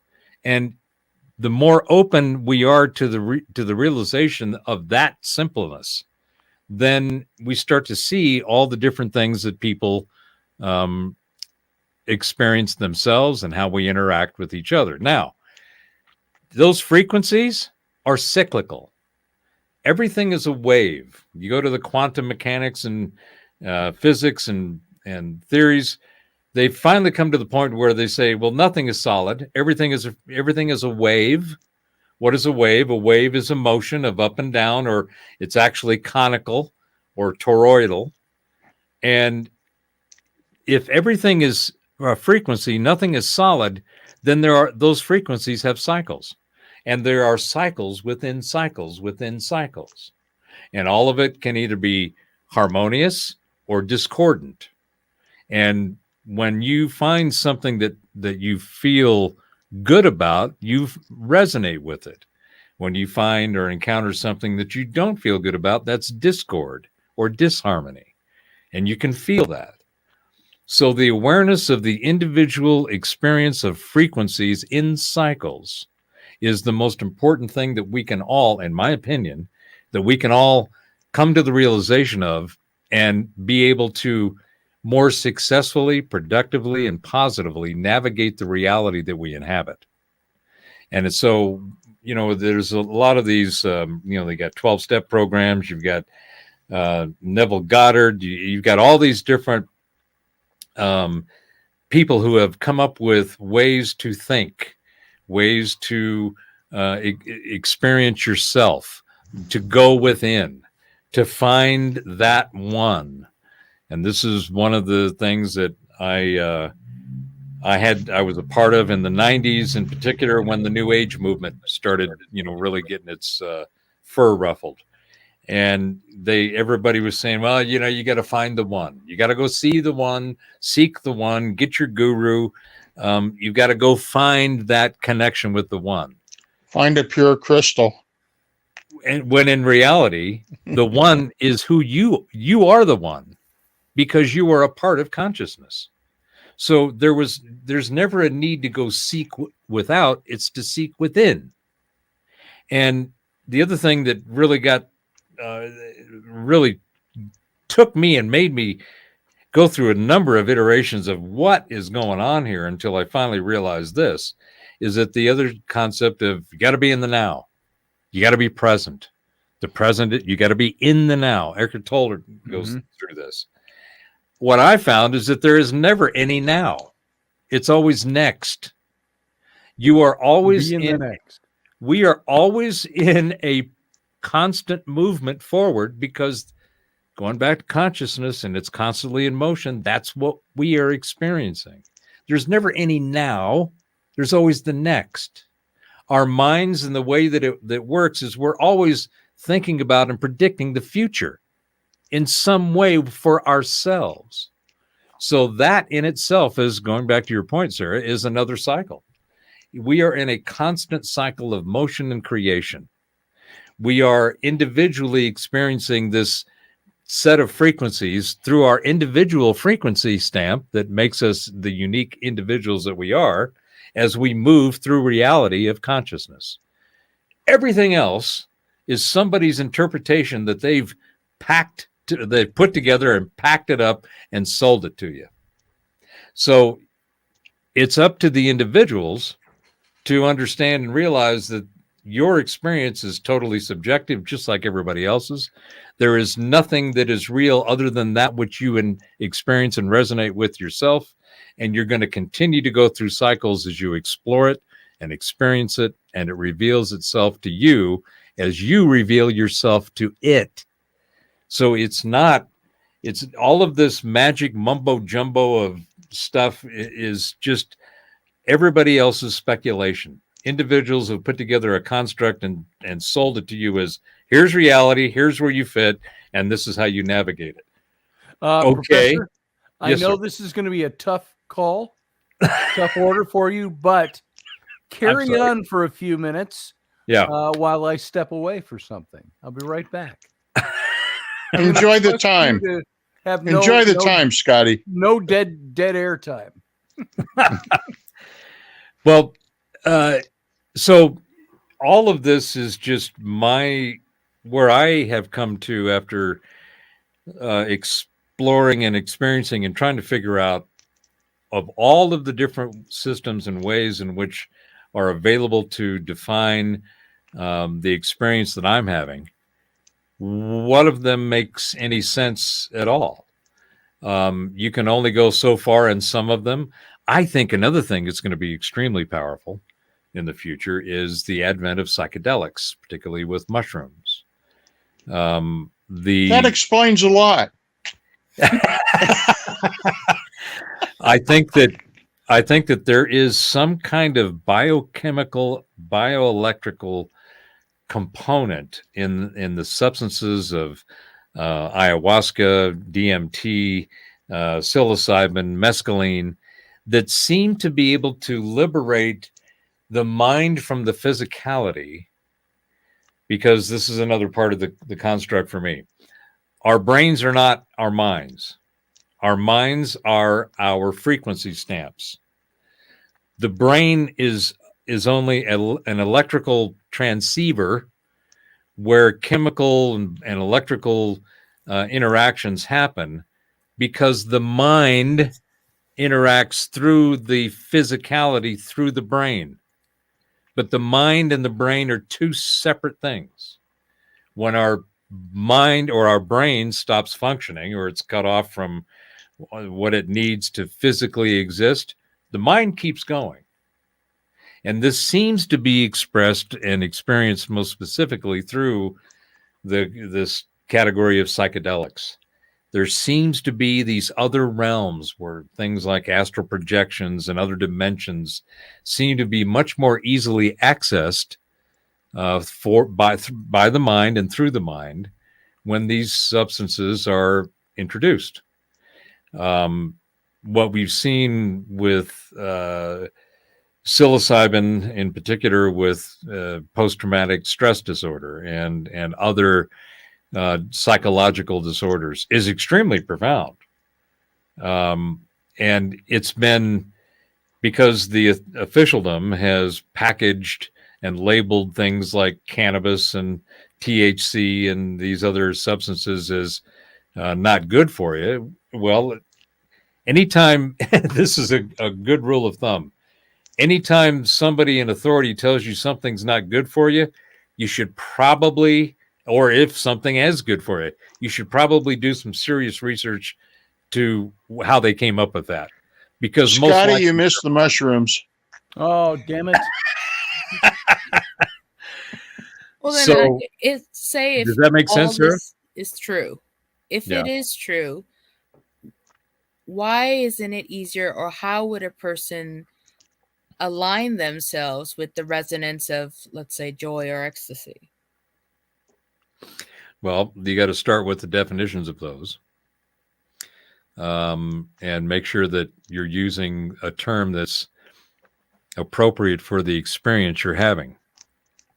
So, for example, there's lots of experiences with people that, go through their first ayahuasca experience, and it's not fun at all. They see all kinds of crazy, nasty creatures. They have encounters with things that animals and spirits and things that just freak them out. Others have the exact opposite. So you have to look at it and say, well, what's the experience, and what are the best words that you've got or terms to describe that experience? So ecstasy, I don't know, I would describe ecstasy as being in a state of, and again, just using the words that I have, a state of overabundant bliss. Mm-hmm. And bliss being something of just a sense of there's nothing that feels better than this. And ecstasy being, maybe bliss on steroids. Joy, I don't know. Joy is, I would use that to describe the feeling I have when I see my new granddaughter.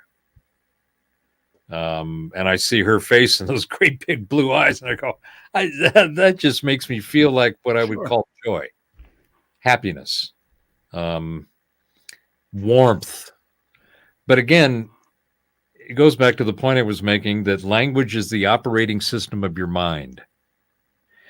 And once you realize that, you start looking at the words that you use to describe your experience. And that's when you start finding questions about words that you have been using. My example earlier of love, for example, I think love is one of the ones that has been so manipulated, and people have no idea what it really means. And if you ask somebody to describe what they feel when they use the word love, I bet you get all kinds of different definitions of those feelings. Got all kinds of different people. Yeah. I also find it, this is probably not the track you're on, but something comes to mind how this evolution of how we have believed in what God is, who he is, down through the millennia. Mm-hmm. It started, and these are not solid dates. I'm using this as an example. There are eras of humanity where, let's call it 10,000 to 8,000 BCE. God was the God of the unknown, the skies, the mountains, the whatever. And then The ocean. as we grew to develop our religions, so we built our religions based on the God is something up there that we cannot achieve, that we cannot see, but he's there. And then we evolved, that came down a little bit. God became the God of the thunder.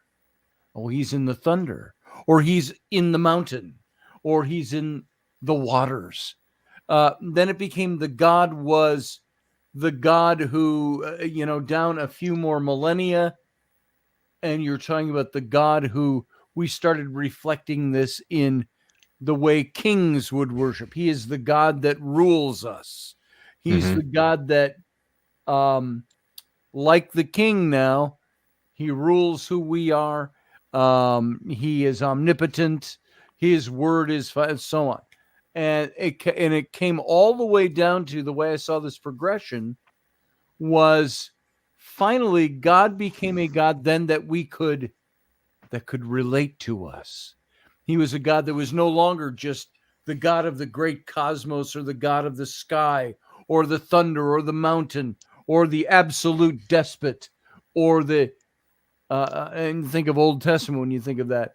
He started to become the God who could relate to us and that we could relate to.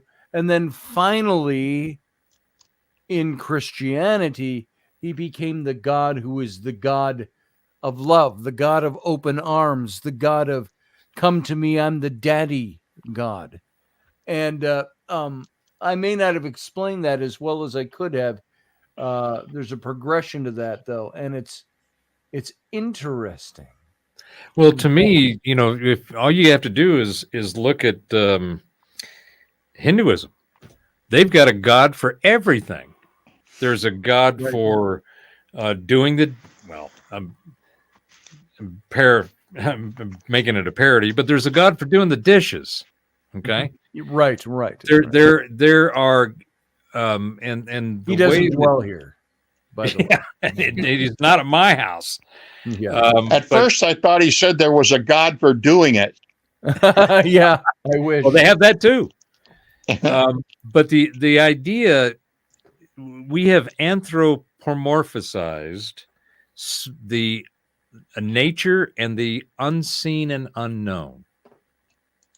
So everything that we, it started with best information, or what it seems is a directionality, a trend, is that there is a reverence for nature, for the manifestation of reality in our environment. So you reverence trees, water, grass, animals, insects, the heavens.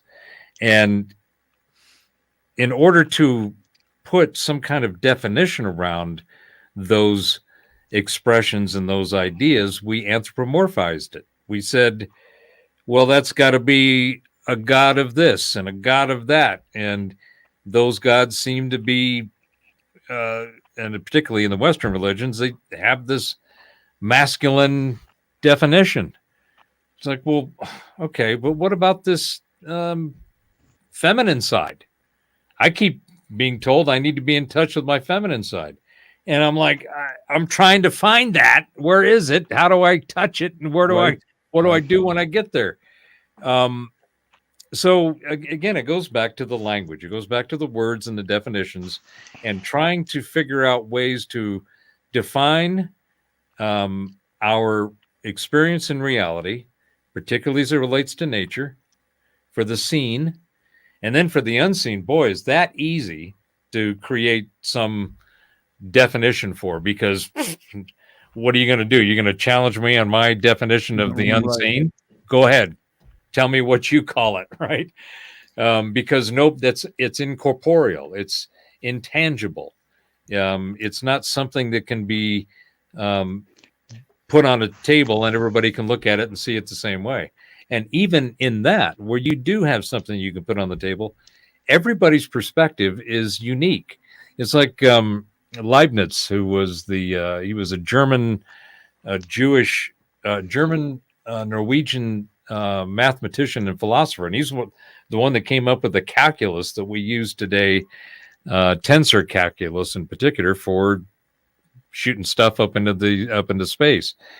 And his definition was that we are all monads, and the monad is an individual expression of consciousness that has its unique perspective, because you can't have two monads in the same place at the same time.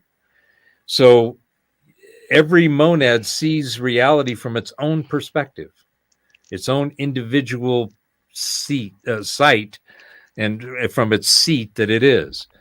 And I think that makes a hell of a lot of sense, because we cannot sit at a table with a object on the table, sit around that table, and all see the same thing.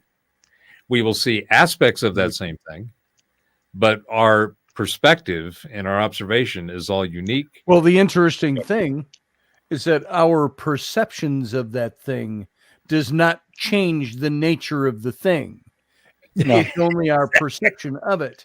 Right. I used to say, I listened to an astrophysicist talking about dark matter and dark energy one day. And his attempt to describe it actually sounded very biblical. He was talking about the low history of the psychedelic. universe was written in the this and the and it was like he was talking about the word and the spirit, and I'm going like, he just can't say that because he's a scientist, you know. Well, the It was problem a- with dark energy and dark matter is that they were created because the observations didn't meet the mathematical models. Yeah, So failure what to they- observe. Well, and that's the thing, is that when you take math, models, machines, and men, and you put all that together to go find what you're looking for, you will find what you're looking for. It may not be what you expect. Yeah. But, you know, the whole idea, the second law of thermodynamics about, you know, the energy cannot be created or destroyed, and that there is entropy, right? The second law of thermodynamics says that things will eventually cool. We don't have an expanding universe. It will eventually, in gazillions of years from now, end up being a cold 0 Kelvin space. The problem is they don't find that anywhere. Yeah. All they find is expansion. So when they started looking for what they thought was going to be a contracting universe, and this is all in the physics stuff, and this is one of the reasons these guys are endless debates amongst themselves about, you know, what's reality and what isn't, is that when they do these observations with these new toys and tools and the telemetry that they get, like the James Webb Space Telescope, looking in the infrared band of frequencies, Yep. they find information that completely trashes the math, models, machines, and the men who went through and said, well, this is what we're going to find. Mhm. Well, when they realized that there was something going on in this gravitation thing, and I'm just going to state it right here. Gravity, it's not gravity. The definition of gravity is wrong. It's magnetism. There is no speed of gravity. I've even seen some physicists go, well, the speed of gravity is light. It's like, what? How in the hell does that make any sense? Gravity sucks. Right? Gravity sucks. But the whole physics model that we have is based on looking at the wrong things for the wrong reasons. So when they started to see that their observations about the cosmos and galaxies and stars and all of that was not adhering to the models that they'd come up with from the math and the machines, they looked at it and said, well, there must be this other thing out there called dark matter and dark energy. And we don't know what it is. We can't see it. All we know is that the observations are showing us stuff that doesn't make any sense. So we're going to create these two things. Well, how much of that do you need? Well, you can titrate just enough to match the observation and put that into the models and the math, and then you get the answer. None of that shit exists. Right. It's completely, it doesn't make any sense. So Thank you, Jeremy. Bingo. that's exactly right, Jeremy. Scientists today make shit up to fill in the gaps. They can't, the idea that we, in our finite understanding of reality, can come up with what is on the other side of the reality that we experience is just another arrogant, ignorant expression of man trying Flailing around. trying to control himself and his fellow man and the environment that we're in. And that is another part of what I think is happening in this 21st century Renaissance. I think we're going to be liberated from the shackles of science and just the silliness that has been going on for so long because we've allowed it. And they took the place of the church. Well, that's what happened with Descartes when they did the split, right? Descartes back in the Enlightenment when he said, "Okay, man, because we know math, we know the mind of God because everything appears to be mathematical. There's math everywhere. There's geometry everywhere. Well, that must be the mind of God because everything that we look at we can figure it out with math." So Descartes said, man gets nature, and the church gets angels, spirits, and the mind, because consciousnesses can't be explained to this day. And so that was a split when you had the materialistic view of science that we have today. And then they added the mechanistic component a few hundred years later. So you have this materialist mechanistic view of science, which is what everybody is under the guidance of for whatever the hell it is we do, for everything from climate change to viruses and everything in between. As we begin to wrap up, You can try. I want to read a quote from this great little book I have sitting on my shelf. Is that on page 284? And not onto it. That's the other book. Okay.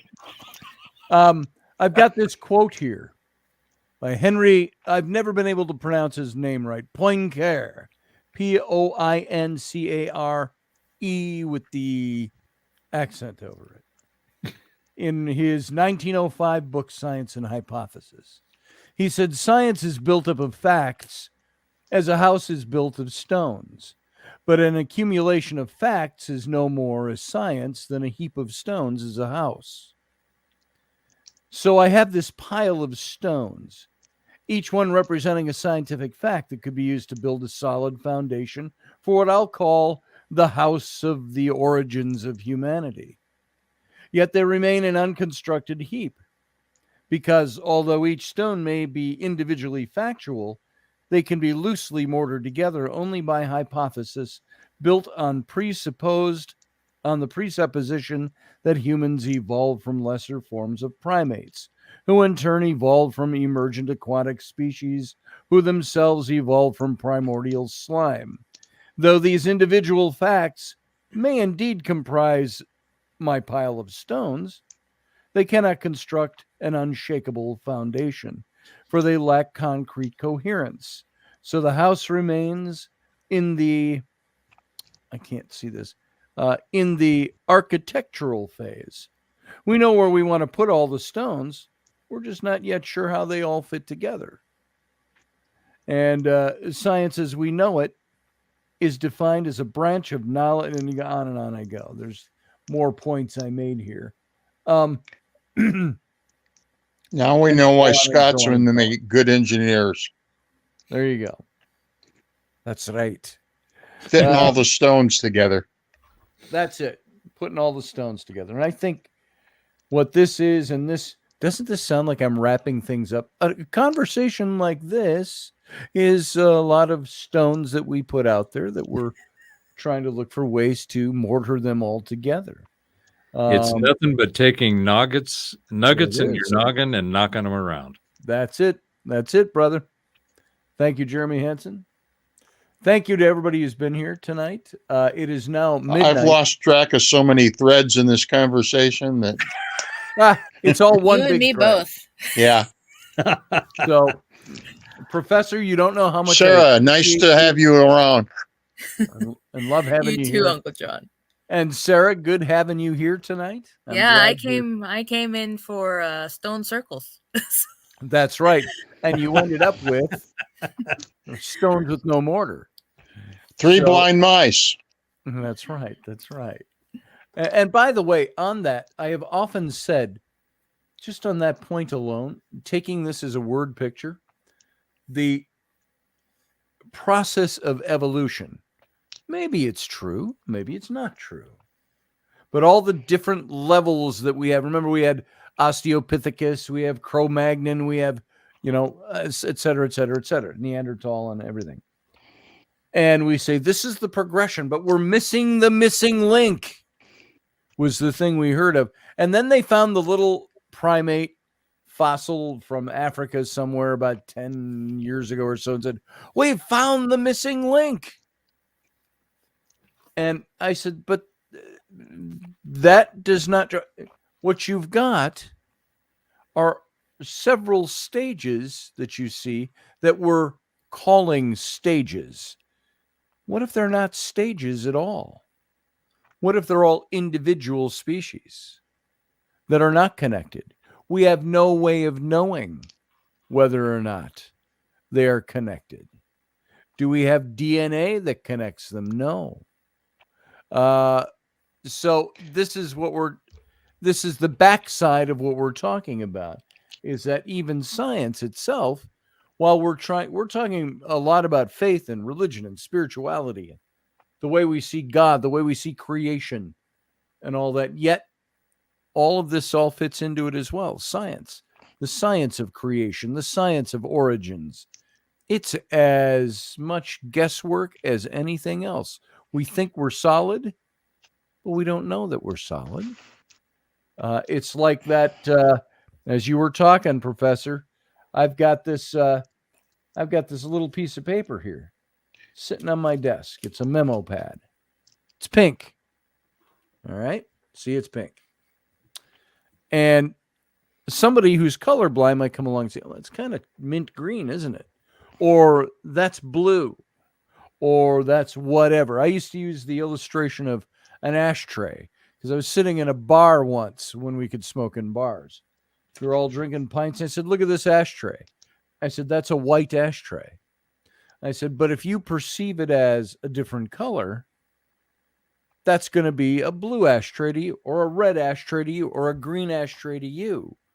I said, but does that change? Does your perception change the innate color of the ashtray? No.